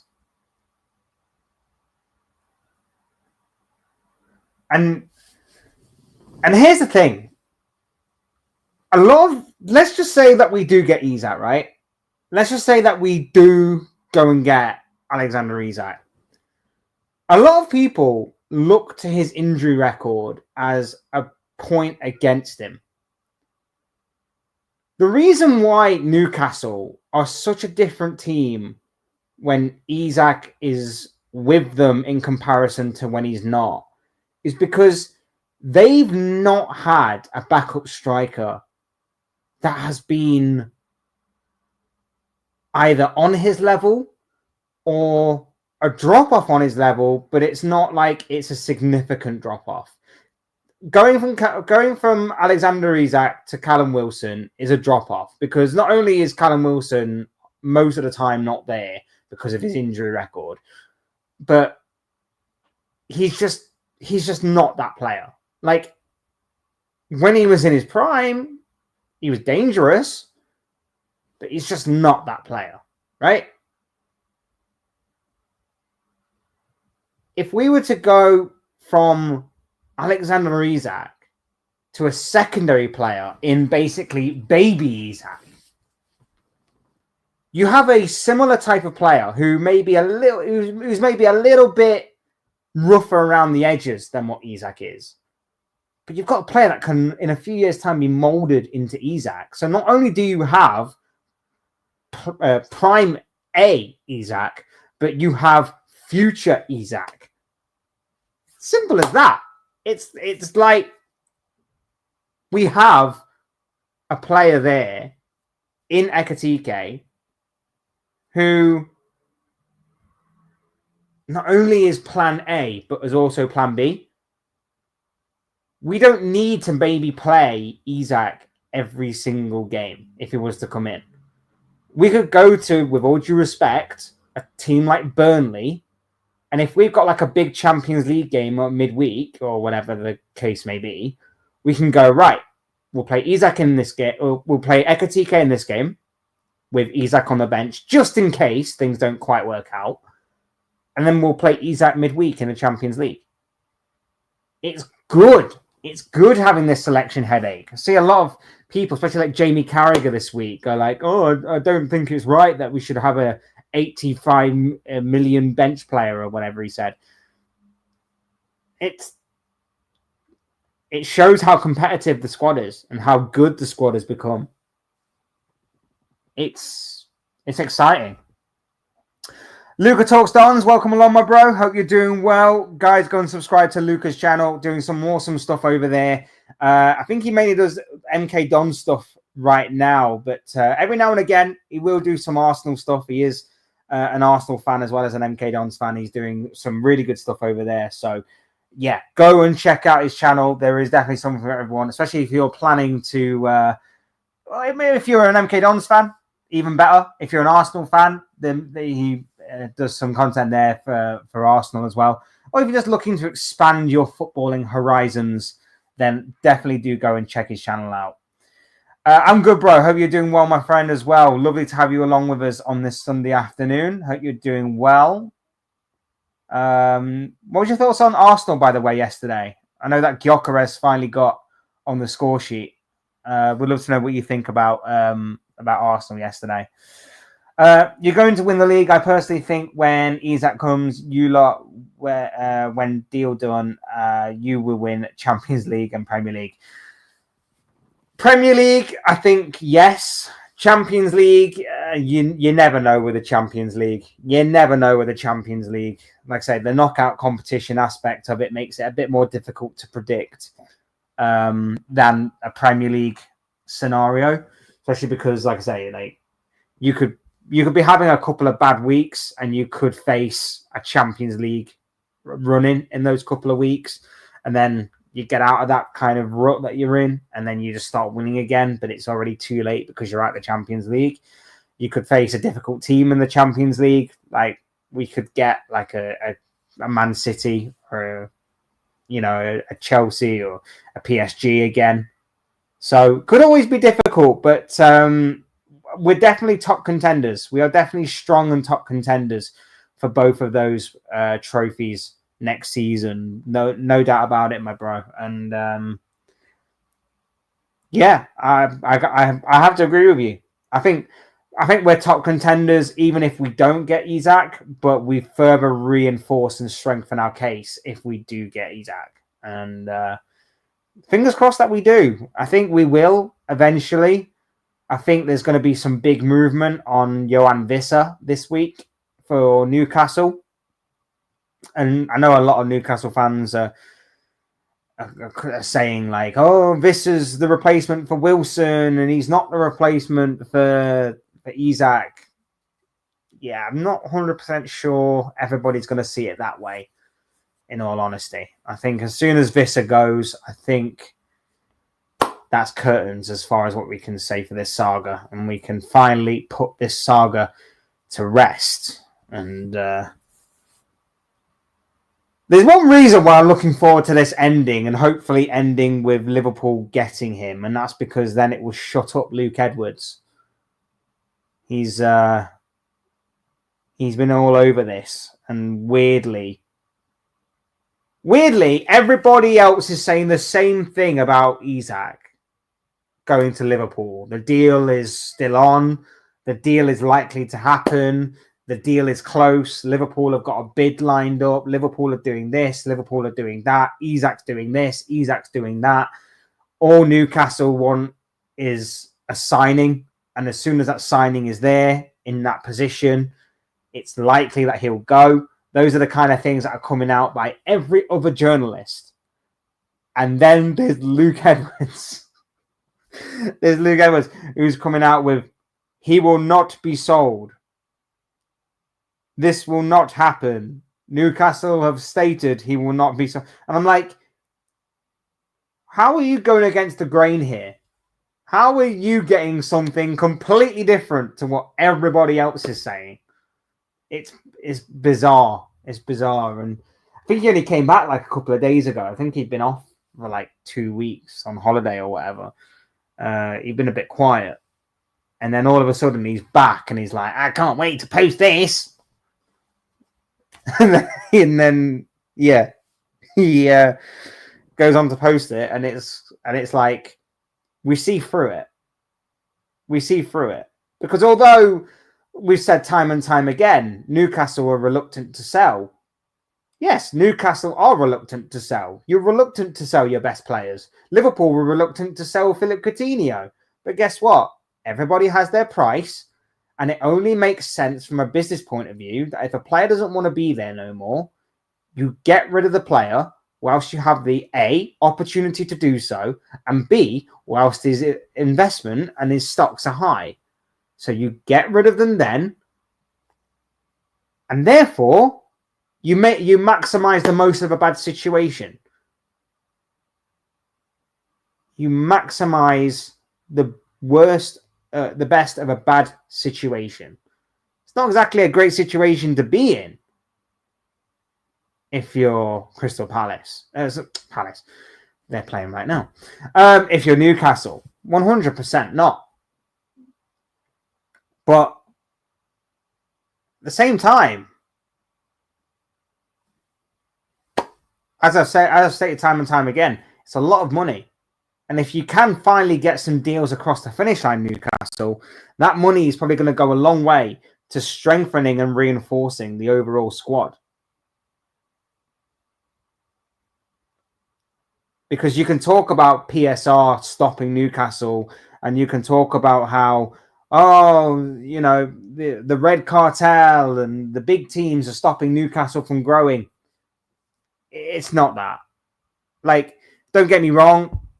There are certain things with PSR and FFP that are completely stupid, and they do work against Newcastle, and I'm not going to deny that. There are certain things that I don't necessarily agree with. But at the same time, it's not the be-all and end-all as to why Newcastle can't grow. It's not the be-all and end-all why Newcastle aren't growing, as Cody Gakpo looks to get Liverpool off to a fast start in the second half. He's worked the ball backwards. It's crossed in. It's headed down by Ekitike, but it's gone wide after some very good direct play from Cody Gakpo. Liverpool sniffing a third goal here. His initial shot was blocked. He works it back to Kirkes. Kirkes with the delivery in. May have been offside Ekitike, but his header goes wide anyway. But yeah, PSR and stuff is not stopping Newcastle from growing completely. If anything, Newcastle can grow in spite of it.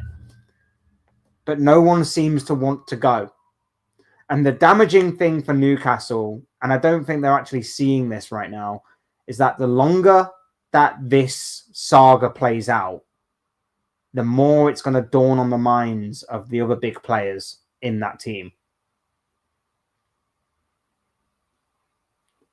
So you have just Isak going right now, or wanting to go. But, Livramento, he's got his eye on a potential move to Manchester City.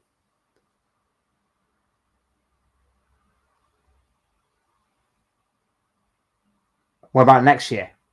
What about next year when Sandro Tonali may want to go back to Serie A? What about when Bruno Guimaraes starts going, you know what? This project ain't quite working out for me. And again, it's not because you can't spend money. You've tried to spend money. You have tried to spend money in this transfer window. You put in a bid for a number of players. You got rejected by a number of players. You got rejected by Brian Mbeumo. You got rejected by Mateus Cunha. You got rejected by Hugo Ekitike. You got rejected by João Pedro. You got rejected by James Trafford. You got rejected by Benjamin Sesko. That is six players, and there's probably a lot more that you could probably say that rejected you as well. You have the money. We know you have the money because you've been bidding. You've been being rejected. So it's not all down to PSR and stuff. I know that obviously it's the go-to excuse, and it's, oh, Liverpool, United, Arsenal, so-and-so, so-and-so, so-and-so. But it's not just that. It's not just PSR. It's not just FFP. It's how badly run of a football club you've been. And you have been poorly run this summer. You've been, for as efficient as what the overall ownership claimed it would be, it's poorly run that you don't have a sporting director this year. It's poorly run that your infrastructure at your football club has fell apart. It's poorly run that overall it's just been a car crash from the outside looking in at Newcastle. And rather than look in-house and look at your own club and go, well, surely you're meant to be the brains. If everyone else can work their way around PSR and FFP, surely you can find a way to do it. Surely you can find loopholes and things like that to get around this kind of stuff and help us grow faster. Surely you guys can actually input the infrastructure in place for us to be an efficient machine in these types of periods of time, like transfer windows, like this, like that, like the other, and with us getting Champions League football as well. Surely you can find a way to be a well-oiled machine that actually is stable enough to keep your best players, to actually assign good players at that, and to strengthen your overall squad. But instead, Newcastle fans don't want to have that conversation for some reason. They want to look at, well, it's the big clubs. The big clubs are upsetting our players, and we can never grow because the big clubs keep doing this. And why do the big clubs keep doing this? Because of FFP. And why can they spend money but we can't? Why can they do this but we can't? It's because we've had years of being built up. We've had years of winning trophies. We've had years of being successful. You were a massive club and then you fell dormant. And I do feel sorry for you because Mike Ashley is a right prick. All right? Like, not going to sugarcoat it. He was a right prick. I hated how he ran Newcastle. I felt so sorry for you during his ownership. 100%. I understand that. But just because you are lottery winners, doesn't mean you should be entitled to basically do and say and have the freedom to do whatever you want in these types of periods of time and scenarios. It just doesn't work that way. And what you're doing with Johan Visser is no different to what Liverpool are doing with Alexander Isak. And yet, Liverpool are the bad guys. Liverpool are the bad guys for trying to entice. As Ekitike goes and it's over the bar. Lovely bit of play from Liverpool. We will get back onto the game. I just needed to get this rant out there about Newcastle and stuff. As Florian Wirtz once again tees up Ekitike, but his strike just goes wide of the mark. But lovely build-up play again by the Reds, or should I say the team in white. But yeah, as I was saying, just look in-house. Just look in-house a bit more. I'm not saying you don't have a case against PSR and FFP for slowing you down a little bit, but look in-house a little bit more at what your ownership is doing. If everybody else can find these loopholes and these ways around these certain rules, Chelsea can do it, City can do it. There's no reason why Newcastle can't. No reason why Newcastle can't. And like I say, if you don't put a stop to this now, it's only going to get worse.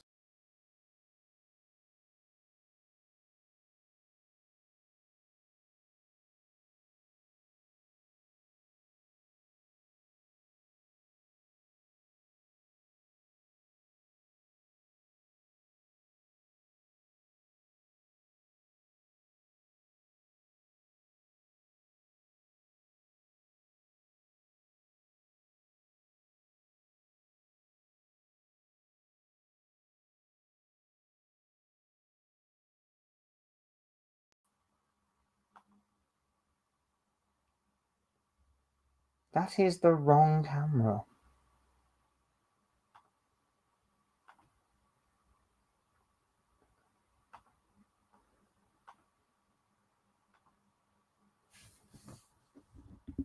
I don't understand what's going on. Why is it like this?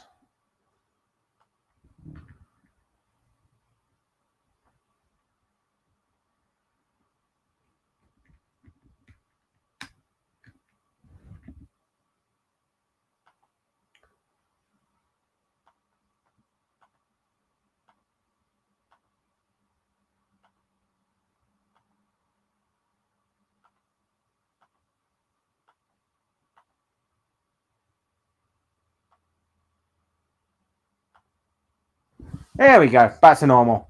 Back to normal. We got there.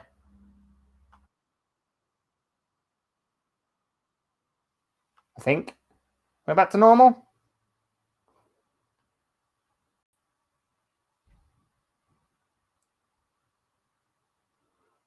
Crying out loud.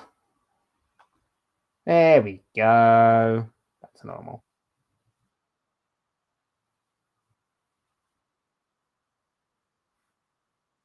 Yeah, we're good.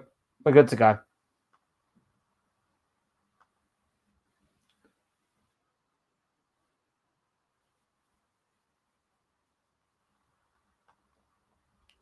Right, I got no idea what just kicked off. Eze went down, and I don't know what's going on now because decided for whatever reason to disconnect my camera. Don't know why. And I've completely forgot why I got up to on my rant. But either way, I think my overall point was just Newcastle fans just might need to calm down before they start blaming PSR and stuff. Here's Gakpo, works onto his right foot. Good block by Will Hughes. And Palace come away with the ball. Good block there by Will Hughes to stop Cody Gakpo.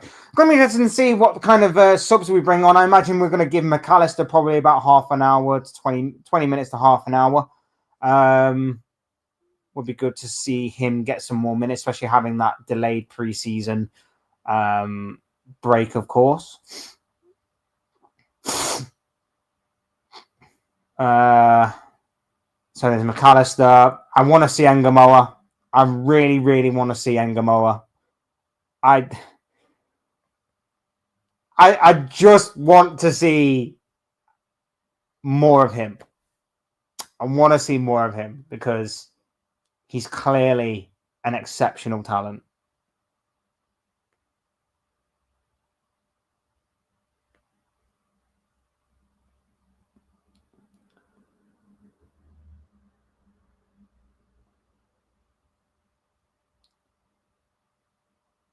Oh, Van Dijk does really well to cover, and Alisson clears up front.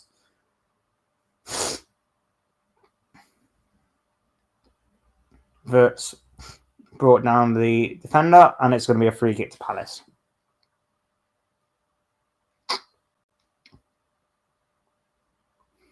Munoz down the right-hand side. Works it back to Wharton. Wharton with the ball in. It's gone right the way through. It's just too long for Tarek Mitchell, but he will recover the ball and give it back to Will Hughes. Will Hughes lets it run, though. Palace looking to probe here on the edge of the Liverpool penalty area. It's headed in. It's flicked on, and it's headed just wide by Ismail Assar. That was very, very dangerous from a Liverpool perspective. It's put into the box. It's flicked on, I think, by Mateta, and he may have just been offside. I think if the ball did go into the back of the net, I think it would have been offside. It's flicked on by Mateta, the ball in, and he's just peeled off the back of Van Dijk at the back, and he's gone for a diving header, and he just hasn't quite connected properly with it, and it has gone just wide of the mark. And Liverpool can breathe a bit of a sigh of relief, although, like I say, I think it would have been offside anyway. Had the ball gone into the back of the net.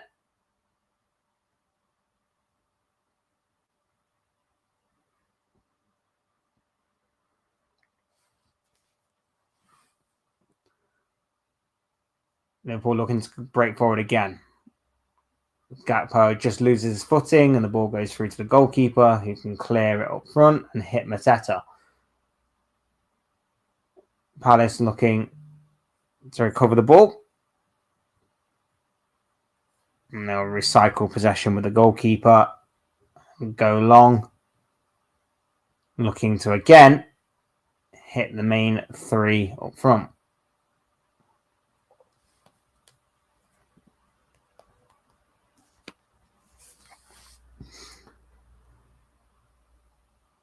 Just under an hour gone.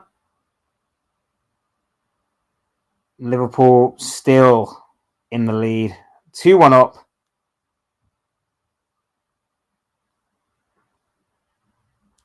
Interesting times as we enter the final half an hour of the game.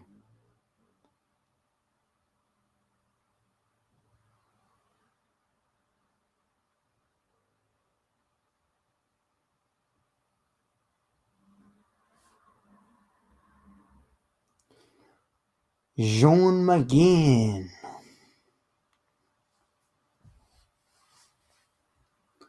Sorry, this one came up on the timeline.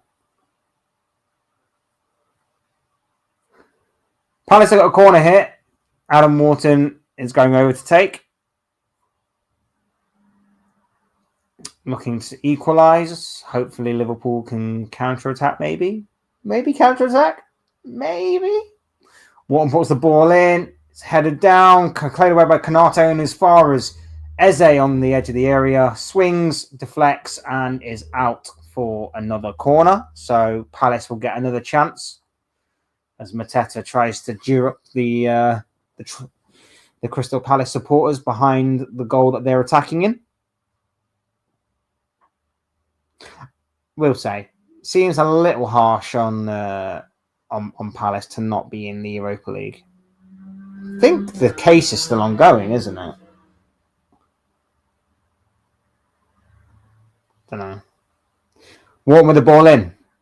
It's headed and it's straight into the hands of Alisson Becker, but I think it was LaCroix with the header.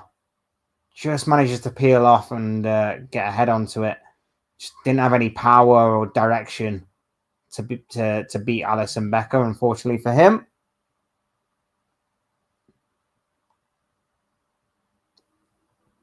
Gonna be interesting. No subs made yet, apart from obviously the one that Palace were forced into in the first half.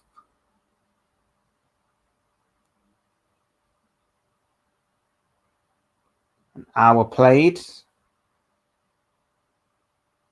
Looks like there is some activity on the Liverpool bench, but can't quite see who may be coming on.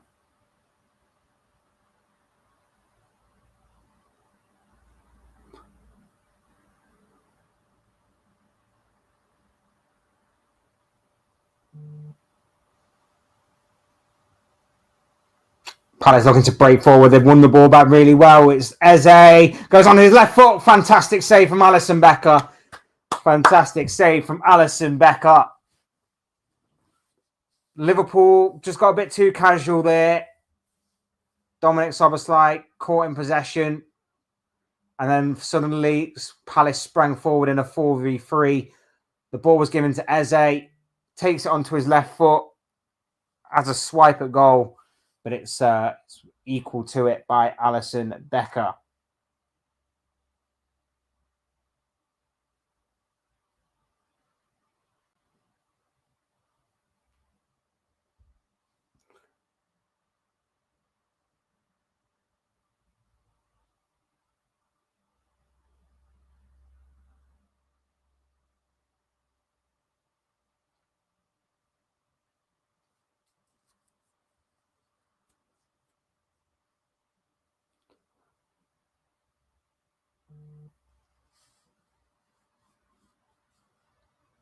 Chelsea are now 3-1 up.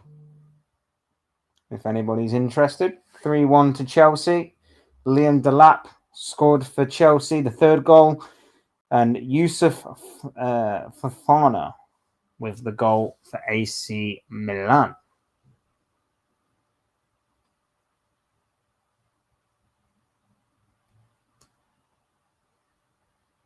On a very good pre-season, Chelsea. Like I say, definitely one to look out for.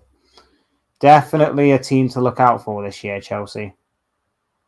I'm not 100% sure what they could do, but could be a threat. Could be a genuine threat that maybe a lot more of us should be taking a lot more note of. Taking a lot more seriously, should we say. It's an interesting one, Chelsea. Definitely an interesting one.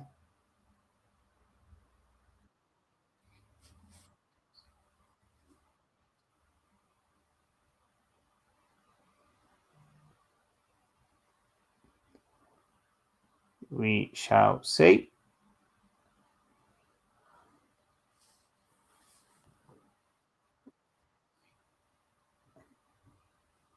Palace have a throw in here on the right-hand side.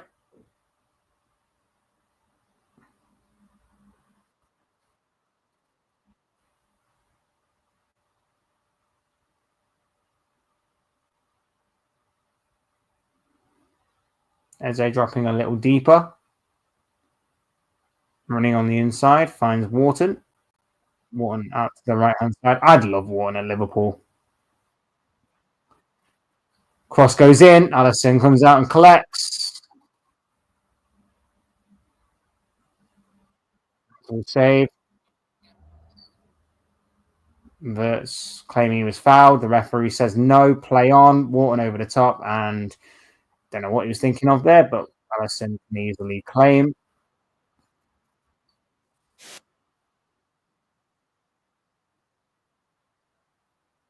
He runs down the.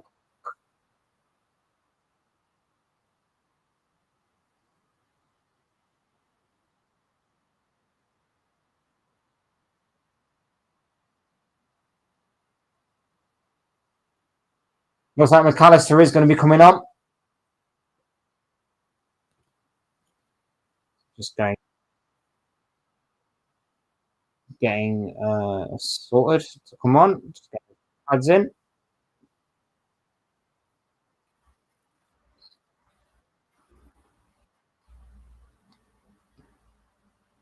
Someone else as well, I think. Can't quite tell who it was, but it looks like there's going to be more than one change going off for the Liverpool squad right now.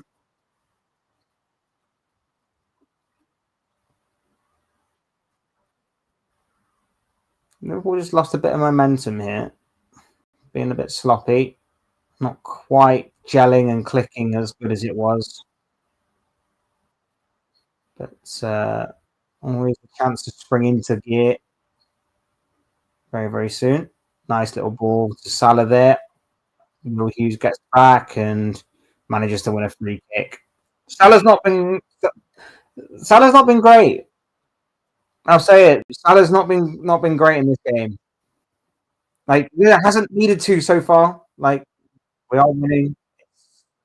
There's been a couple of moments where he's done a couple of passes and bits of link-up play, but for the most part, Salah's just struggled a little bit to get into this.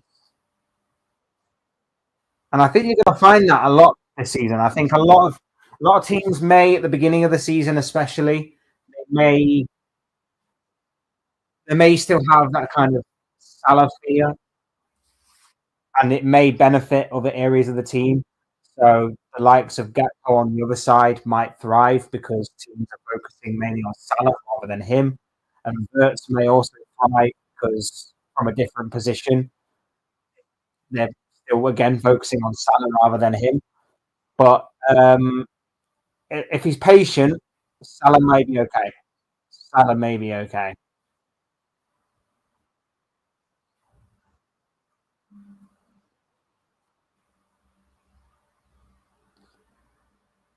Well, one back, tried to play it through for Salah, but the defender covered very, very well. And Dean Henderson last field. And on the first ball, well, one on the second ball. Now, what can Soboslai do here? Played it through. Lovely turn by Verts. Strikes! And it's over the bar. You're doing better there, Florian Verts. You know, with a bit of space, found himself in the penalty area. He should really be hitting the target from there. Spatara Endo as well as Alexis McAllister that's going to be coming on here. I imagine it's going to be like for like in the pitch. Maybe Verts will go off. Anything? Jones and Verts, maybe? Jones and Soboslai. It's going to be an excuse to have a water break anyway.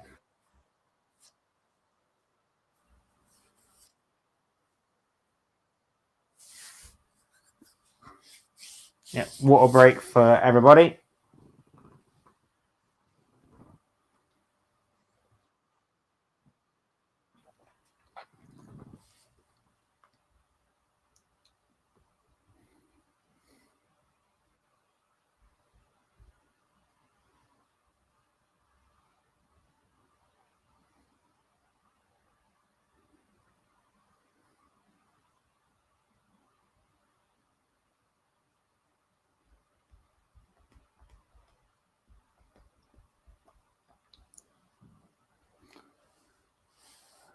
Going to be a big season. Going to be a big season.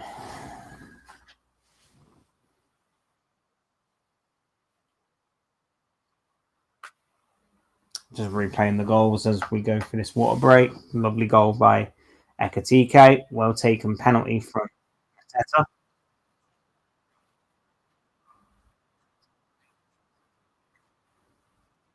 And then absolute genius from Jeremy Frimpong. Does pop up with your goal. I remember when he's playing for Leverkusen, with the attacking prowess of Jeremy Frimpong would often appear on the score sheet.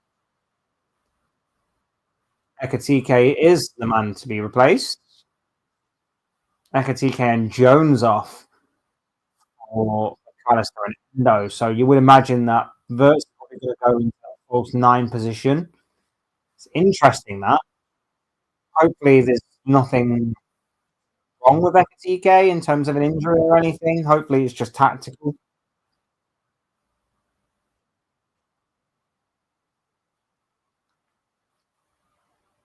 Hopefully it is tactical as far as what that is concerned.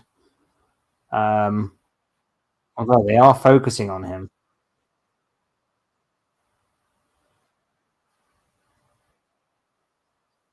Maybe a bit of cramp, maybe. Don't know. I'm hoping it's nothing serious. God forbid if it's anything serious. It's obviously strikes it a goal. It's saved by Henderson. You know what you can do with that right foot of his.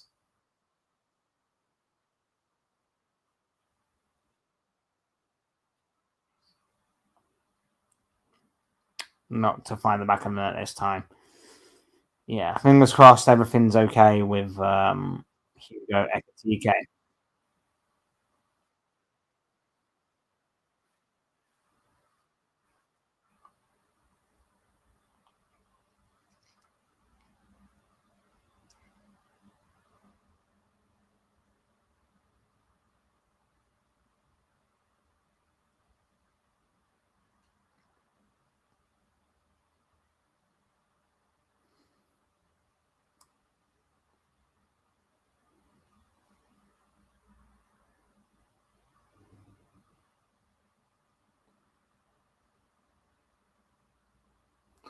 Oh god, and now Frimpong's down.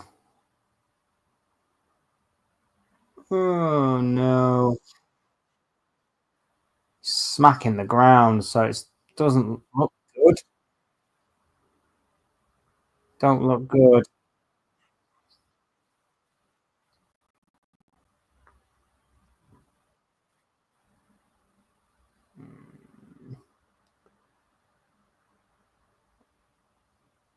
It's a sore one. Hopefully he's just been roughed up and he's going to be okay to continue. It's definitely a sore one, though.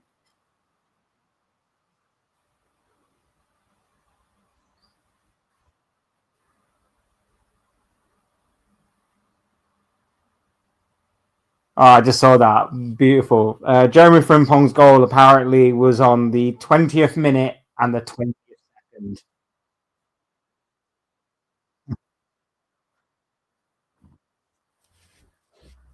Beautiful. You really couldn't make that up, could you? Absolutely beautiful tribute. Just had to be, didn't it? Just had to be.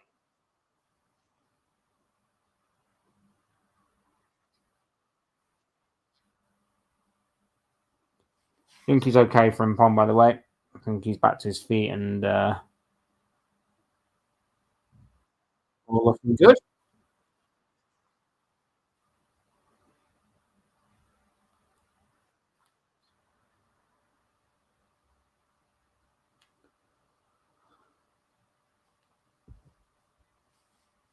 15 minutes to go. Still 2-1 to Liverpool. As things currently stand, they're going to be lifting the giant 50 pence piece at the end of the game.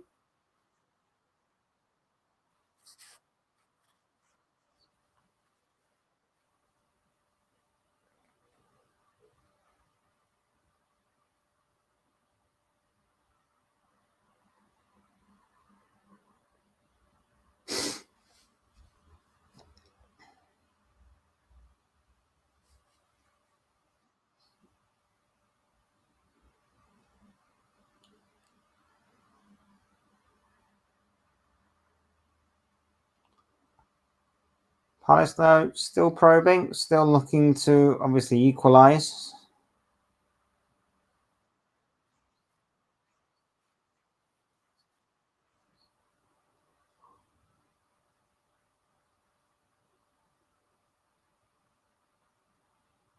Seeing a lot of the ball here.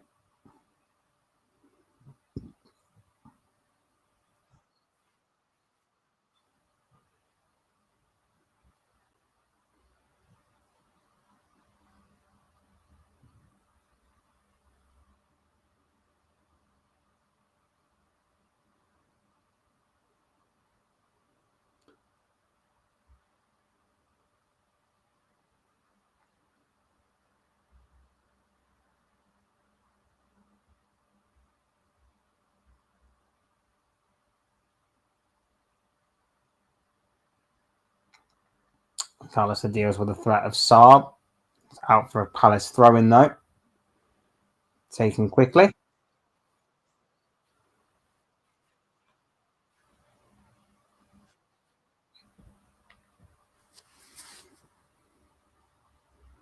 Long ball spread out wide. Kokes with a header.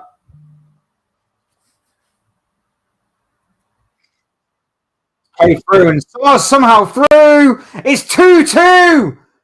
It's 2-2. Ismail Assar back to haunt Liverpool again.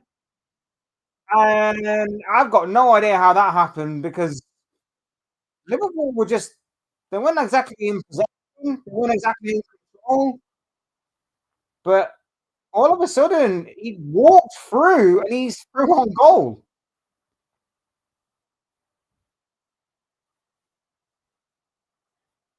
And it's down that right-hand side, well, Palace's right-hand side, Liverpool's left-hand side, an area of the pitch where I've said time and time again, it's been a bit of a danger.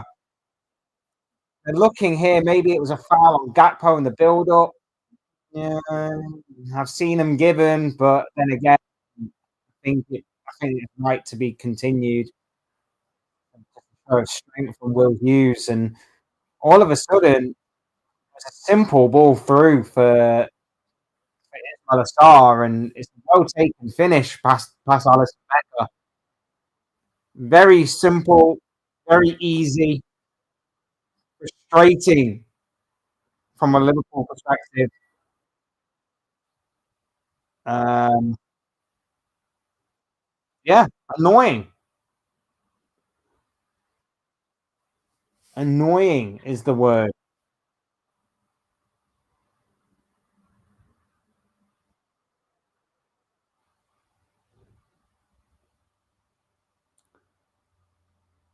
Yeah.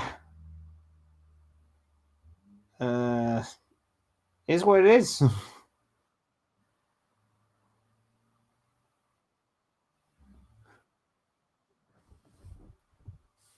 Nothing. I don't think there's anything wrong with it. I know that people may complain that it might have been a foul. I don't think it was a foul. Another poor defensive error. Van Dijk again down his side. Down his side again. Just allow Sarr just to walk through. And yeah, 2-2. Game on. As Palace are almost through again, and it's over. And Sarr is at it. There's a handball from Kirkez. That's what Sarr is protesting. No way he's protesting. It didn't seem to come off his. No, it came off his foot. Sarr may need to get his eyes checked.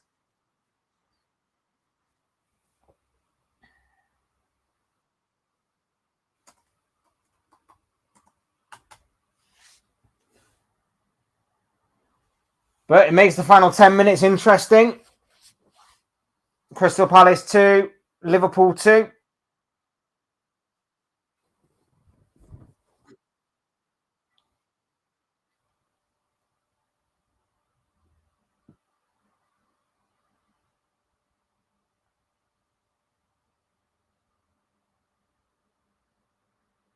Oh, it's not. It's for a handball.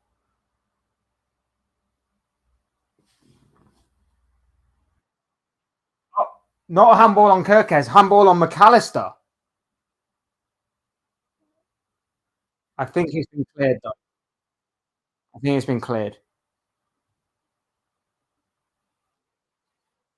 Yeah. Been cleared. It's a corner to Palace. Nothing given. I thought they were claiming for a penalty on Kirkez. Didn't really. I haven't got the sound on here, so it kind of I kind of have to kind of guess a little bit. I didn't really see the. It was when the ball went over the top. I think it sort of glanced off of McAllister and then off of McAllister's mum.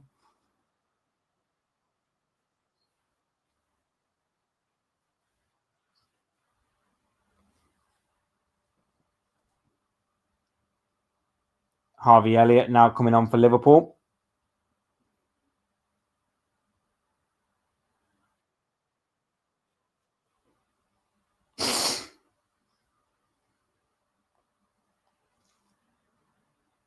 Just sort of lost our way a little bit, Liverpool here.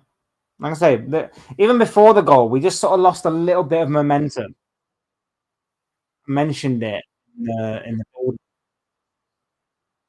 We just sort of lost a bit of a spring in our step. We just lost a little bit of our, just sort of crispness in our play. And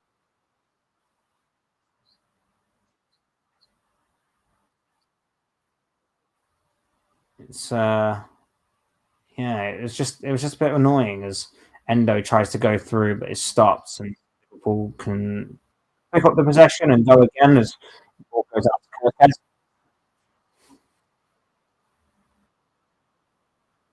Kirkez down the left hand side. Goes across it. It's pulled back to Salah, and it's straight at the goalkeeper. He hasn't had much. He's not had much to go on in this game, Salah, but he had a really good opportunity then.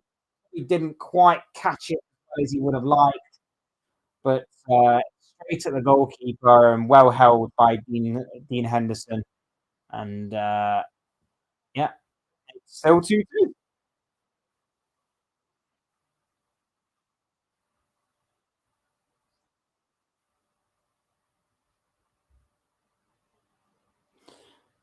Like I say, he's not had much today, Salah. He's not had much today, Salah, to feed on. Not being his best game by any means, but he always has the opportunity in him to threaten. As Palace venture forward here, Van Dijk again with another poor moment, and it's spooned over by Mateta, but Van Dijk with another poor error. And Palace were almost in again there.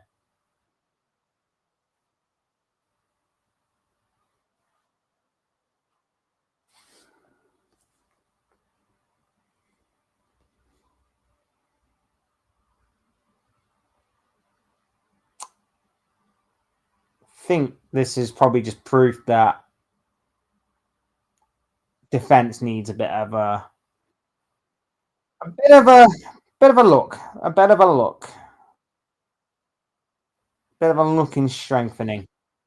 A certain defender at Crystal Palace that's on the pitch right now that I've been impressed with in this game. That maybe we should consider looking at. Just saying. Florian Wirtz coming off, by the way. Harvey Elliott's on, and Milos Kerkez has also made way for Andy Robertson. Both Robertson and Harvey Elliott are on, and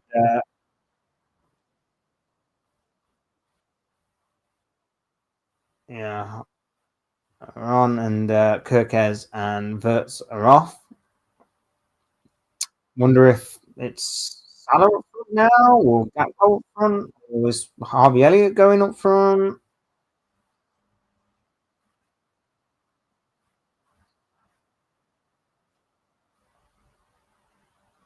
Looks like it is through the middle.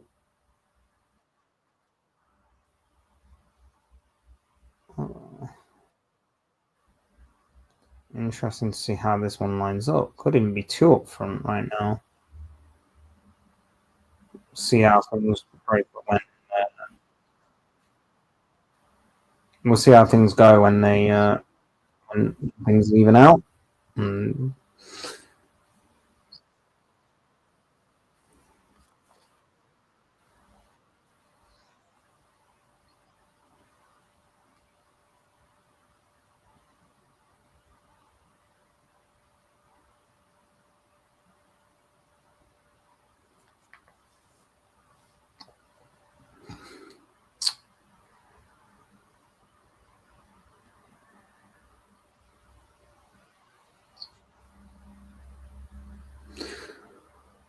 5 minutes to go of normal time.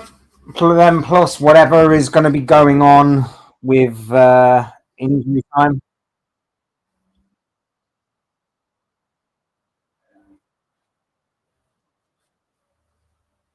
Crystal Palace 2, Liverpool 2. Looks like it's heading into penalties as things stand.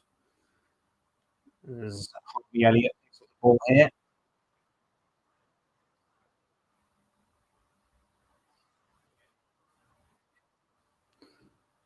Frimpong, Endo, Canate, Van Dijk, McAllister. Lovely little ball through to Soberslite. McAllister. Just keeping possession here, Liverpool trying to probe, be patient towards looking for an incisive attack. Lovely little play. Spread out wide to Salah. Salah 1v1 with a defender. He's on his left foot, tries to cross it in, blocked, and Palace can get the ball away. Eze wins a free kick. Salah. Bit of frustration showing there from Salah, and he's going to get a yellow card for it.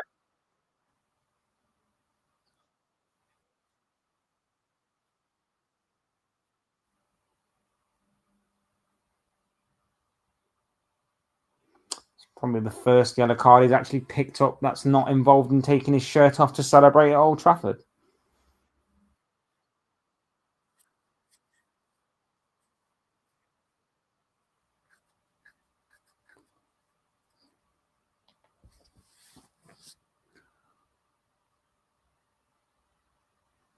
Canate with the header.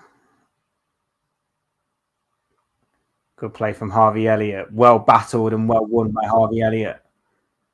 And wins a free kick as well. Very well done from Harvey Elliott to get possession there for Liverpool.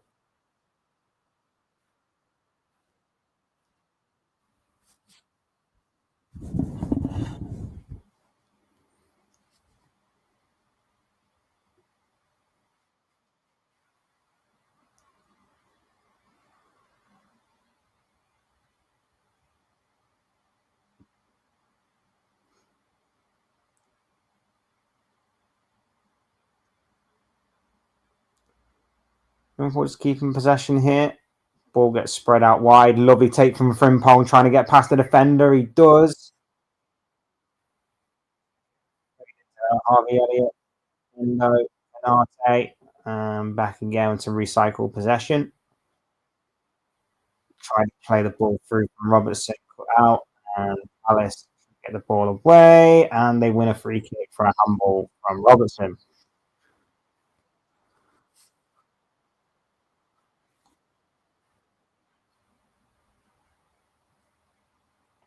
Slightly frustrating this from a Liverpool perspective. It was a much better display in the first half. Second half hasn't been as great. There have been some moments here and there. Not quite created a lot. I wasn't expecting to create a lot. I wasn't expecting it to be the perfect performance I've said throughout the entirety of the game. But no, there's a lot. There's a lot here to look at and be like, you know what, wasn't perfect, but there is a lot here to build upon.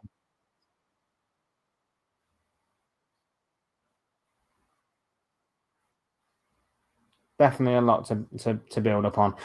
Plenty of mistakes though. Plenty of room for improvement. Mainly defensively. Some of the stuff that we played, when Ekatike's on linking up play, the interchange from Gakpo, there's the switching from Salah and Frimpong's involved, and Verts is knitting things together and conducting everything in a controlling way. There's a lot there to admire going forward. It's just defensively. There have been a fair few times where we've just panicked and we've just been too lackadaisical. As Harvey Elliott plays through Salah, who goes 1v1 with the defender. The defender stands his ground and knocks the ball out of play. As there is a corner to Liverpool now. Salah wins the corner. Mark Gahey is down though. Now that is a concern for both Palace and Liverpool potentially.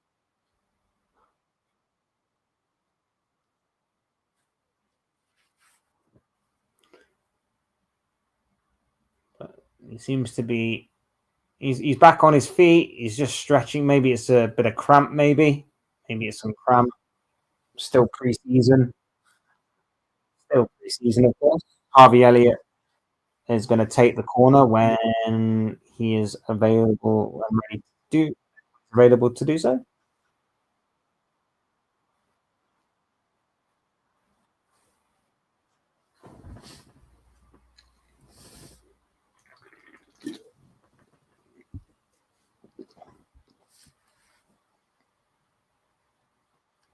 Elliott with a cross in, it's headed away, and is struck by Szoboszlai, and it's well handled by Henderson. Callum teed him up, and it was on target from Szoboszlai, just didn't have enough power to worry the goalkeeper.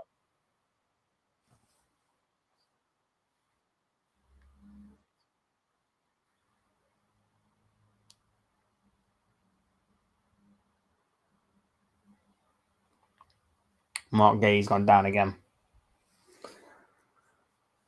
I think this highlights two things. I think it highlights that we need more depth in the attacking third, especially in the striker position.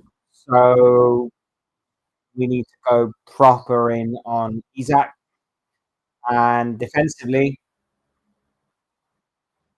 I think we need to keep the likes of Van Dijk and Kante on the toes. And the way to do that is by getting a competition. Unfortunately, Joe Gomez can't stay fit long enough to actually be competition. Unfortunately, I would love him to. I would love him to, but he's not. And the unfortunate thing is the potential competition in Margate is going off injured. Hopefully, it's nothing serious. I mean, he seems to be in good spirits as he's going off, but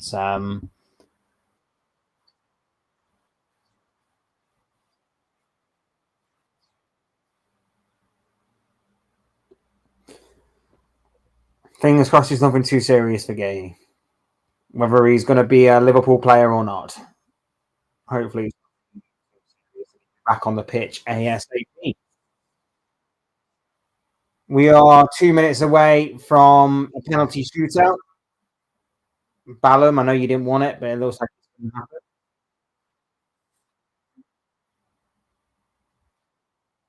I'm disappointed we've not seen Ngamoa. Very disappointed we've not seen Ngamoa. That's my one. That's my one real disappointment from today. I would love to have seen Ngamoa in this game. I'd love to have seen him just run wild on the. Sorry, Robertson puts in a great ball, and Henderson had to watch it all the way.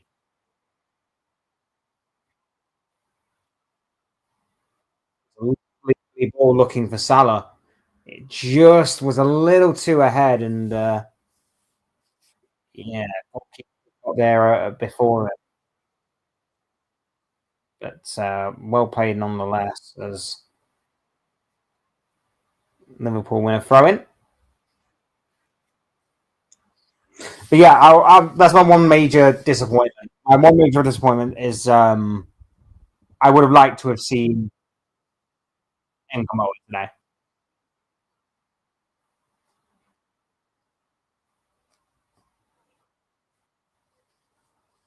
I would have liked to have seen Nkomo. It didn't happen. I hope we get to see more of him as the season goes on, though. I know he's only like I know he's only 17, 16, 17 or whatever. But if you're good enough, you're good enough. Strike from distance from I don't know who that was. I can't see his name. But Palace almost there, stealing it right at the end, and it looks like we're heading into penalty.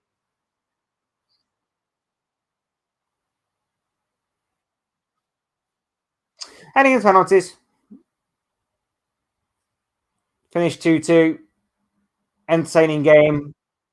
Food for thought from both sides, in all honesty. But it is what it is. As I know he's, as I was saying with Angamoa, I know the kid is only 17. I know he's only 17. But if you're good enough, you're good enough. It doesn't matter what age you're at. You're good enough, you're good enough. I mean, we've seen this past season, or last season, a lot. Arsenal brought through Nwineri, roughly about the same age, 17, 18. We've seen them bring through Miles Lewis as well. And they took to it like a duck to water. And I can't think why that wouldn't happen for someone like Engamoa.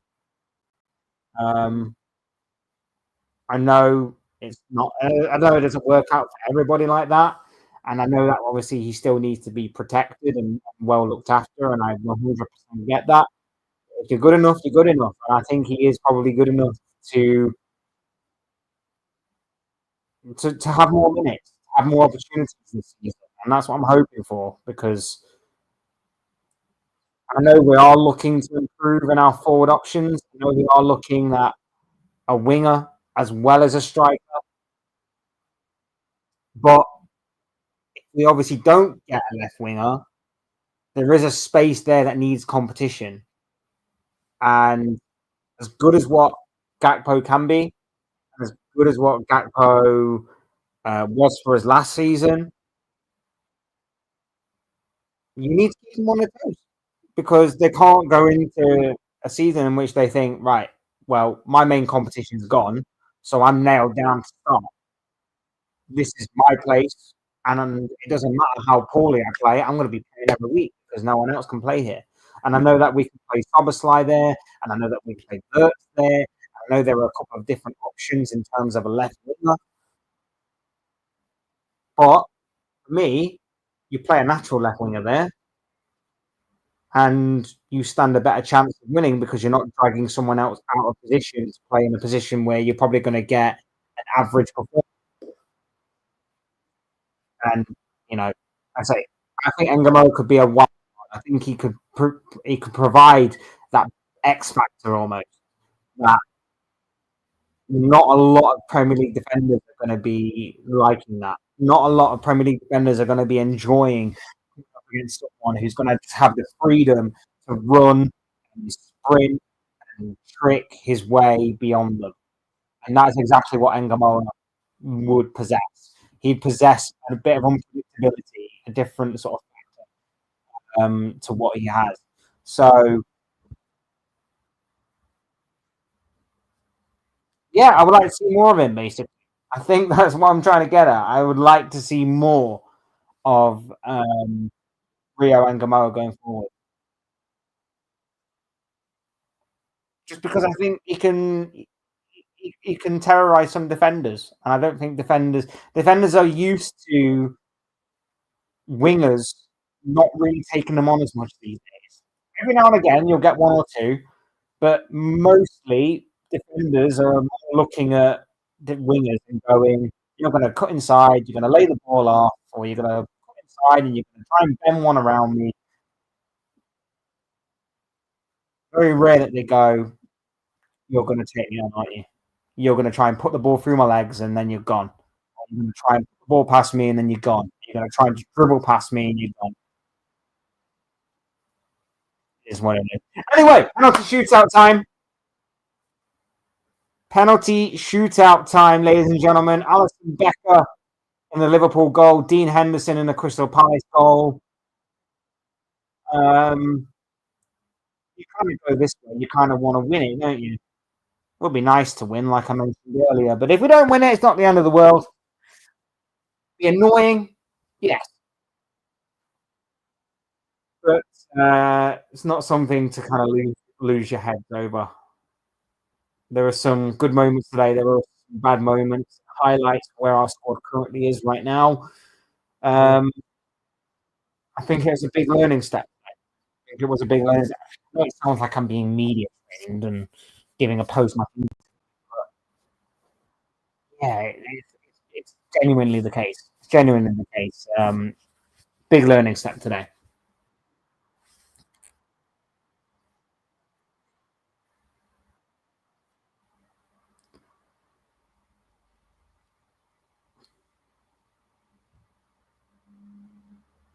Looks like Liverpool are going to be first up.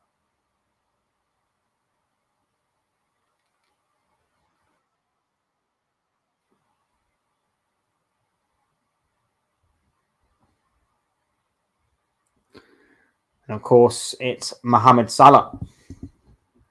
Missed one in pre-season. He missed one in pre-season, so fingers crossed that he can actually score when it doesn't truly matter. It matters a bit more than what it would do in a normal pre-season game.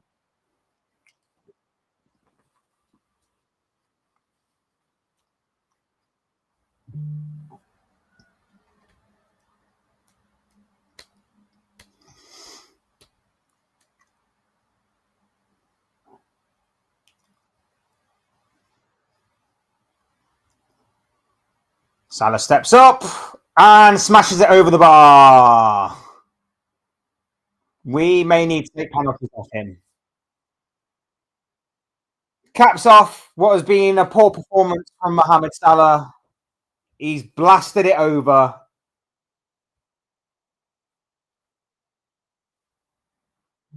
Not great.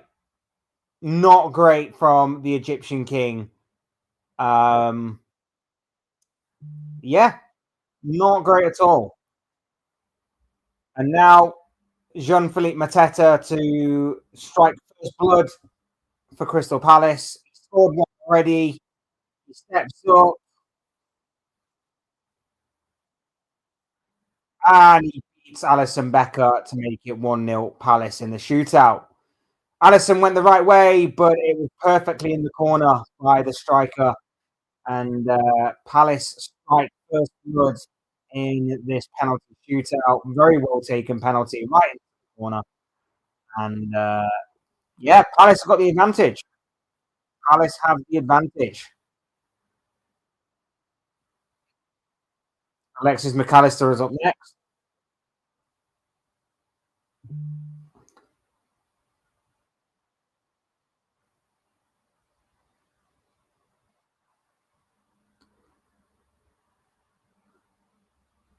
Alexis McAllister.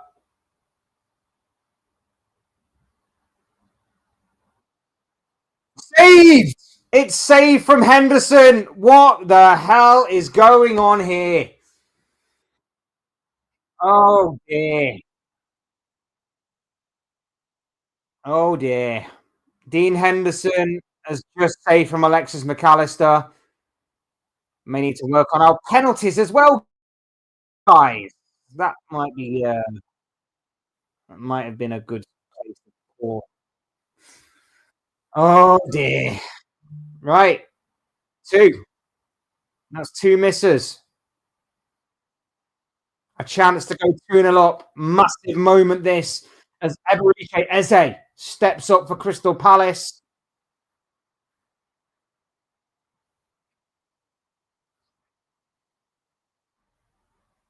And it's saved! It's saved. Alisson Becker with a brilliant save. He pushes it onto the post and luckily it didn't go into the back of the net. Very good save from Alisson there.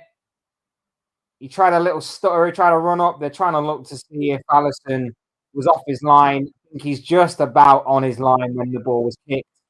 And yeah, very good save from Alisson. Pushed it onto the post and it denies Palace from going 2-0 ahead. Now, Liverpool really need to score now. If they didn't before, they definitely need to now. As Cody Gakpo steps up and puts it into the bottom corner, sends the goalkeeper the wrong way. And it's 1-1. 1-1. Big moment this. Third penalty in. It's 1-1. And Crystal Palace now.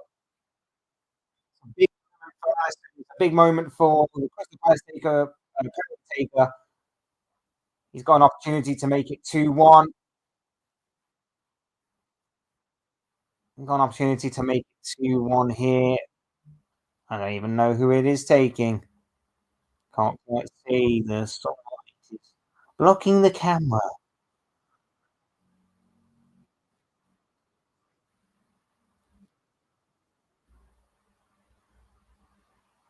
He steps up and he puts it into the corner. Lovely taken penalty. Fair play. Fair play to him. Very good penalty from Ismail Assar. Very good penalty from Ismail Assar.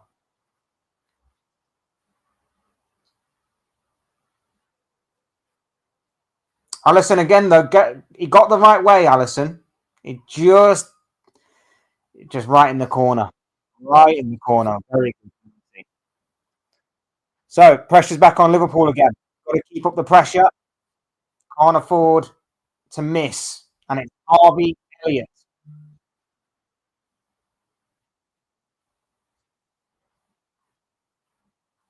Harvey Elliott against Dean Henderson.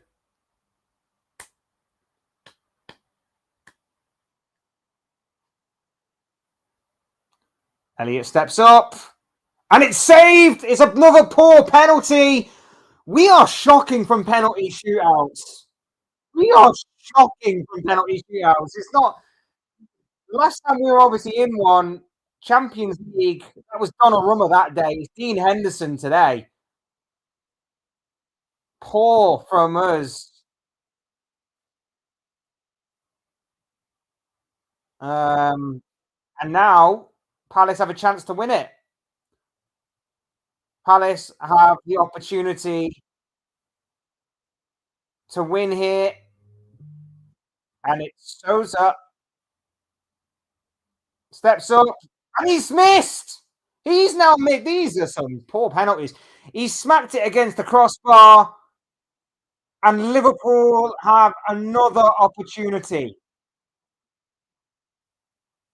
It could have been done and dusted there, but he's hit the crossbar. He's missed it, and Liverpool get a lifeline. But will they take it? Dominic Szoboszlai. Dominic Szoboszlai to make it 2-2 as we hit properly now into sudden death.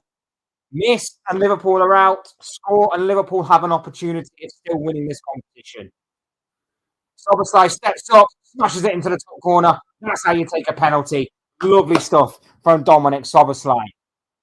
But the drama doesn't end there.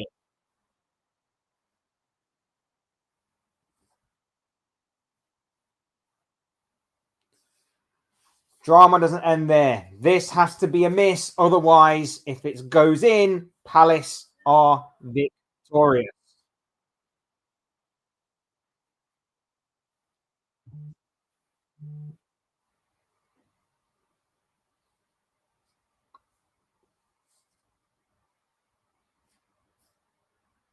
It's I don't even know who that kid is.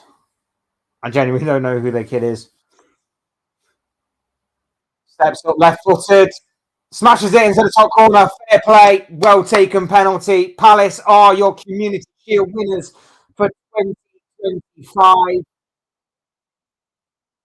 Fair play to Palace. Dean Henderson, especially, brilliant goalkeeping.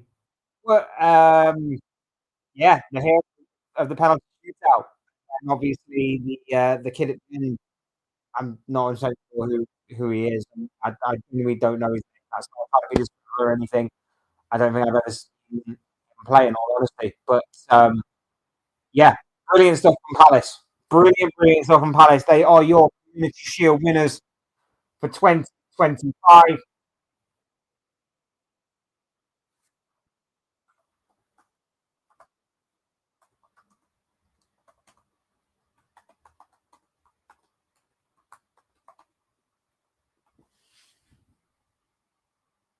And we will just put there. Crystal Palace win the Community Shield. Brilliant day for Crystal Palace all round. They have beaten Liverpool.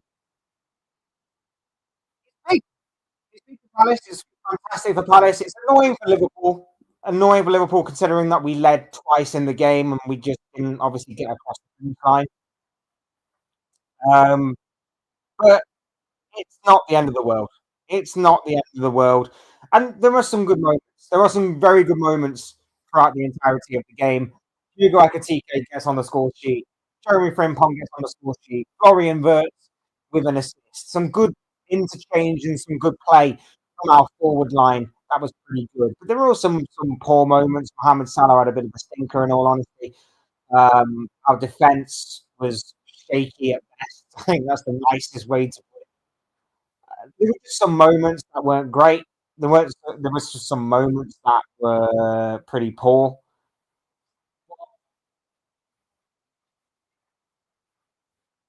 In the end, it just proves where we are right now, and and what it proves is that we are a very good team that's got moments, and obviously the moments are going to continue to grow, and they're going to continue to evolve the more and more that this team plays together.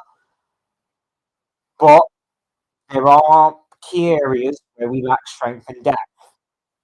When we took Ekitike off, we just sort of lacked a little fluidity. We lacked a little bit of, interchange in certain aspects.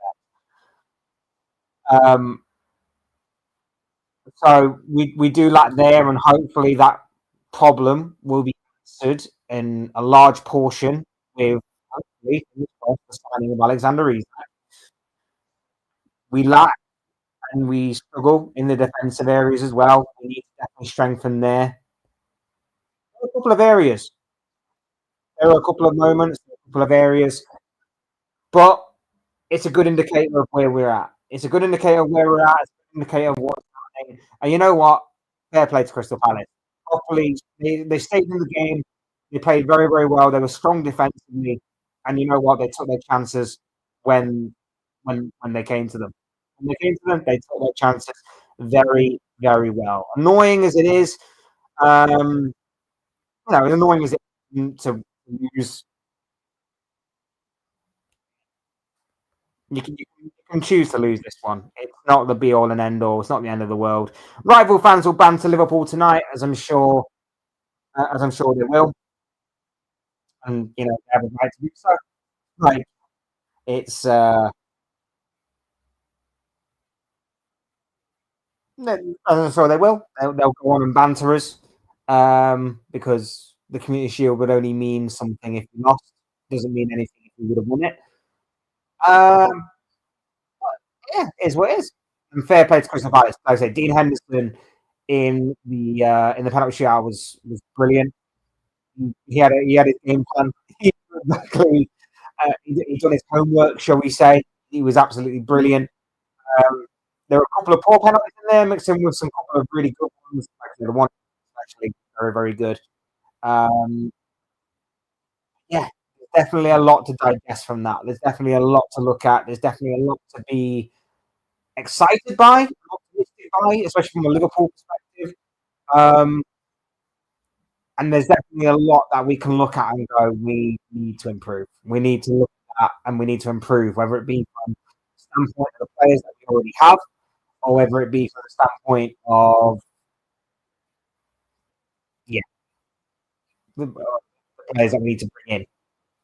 The players that we need to bring in. So, yeah, a lot to digest there. And also, maybe Salah shouldn't be taking penalties. That's two on the bounce he's missed now. I don't know. Maybe it's maybe that's a bit more, but yeah, it is what it is. Fingers crossed. We move on to bigger and better things. Fingers crossed that we move on from this, and we move on obviously to Friday night where we'll take on Bournemouth, opening game of the Premier League season. Can't wait! Can't wait! 5 days time, people. Liverpool open the Premier League season with a game against Bournemouth. A lot to look forward to. But congratulations, Crystal Palace. They are the Community Shield winners for the 2025 season. Fair play. Congratulations. Brilliant run they're on. FA Cup and Community Shield. Fair play to each and every single one of them.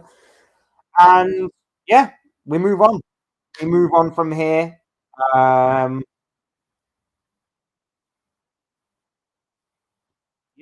everyone for joining us. Thank you everyone for joining us this afternoon. It's a shame it didn't work out better for Liverpool, but it is what it is. Crystal Palace Community Shield winners, and that is the bottom line at the end of the day. Thank you everyone for joining us. Really do appreciate you all being here. Hit the like button on the way out if you haven't already. Subscribe if you are new or want to see more content like this. Both things are always greatly appreciated, and of course, I encourage you all to get involved in what will now be the comment section.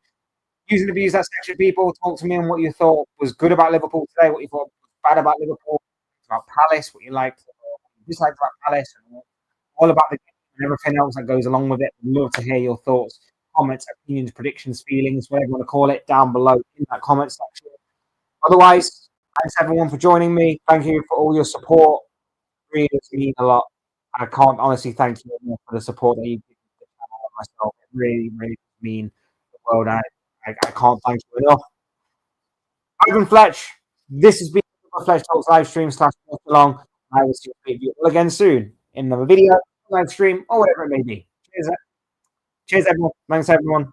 Appreciate you. Love you all. Take care of yourself. Have a good night. Speak to you again. Bye bye.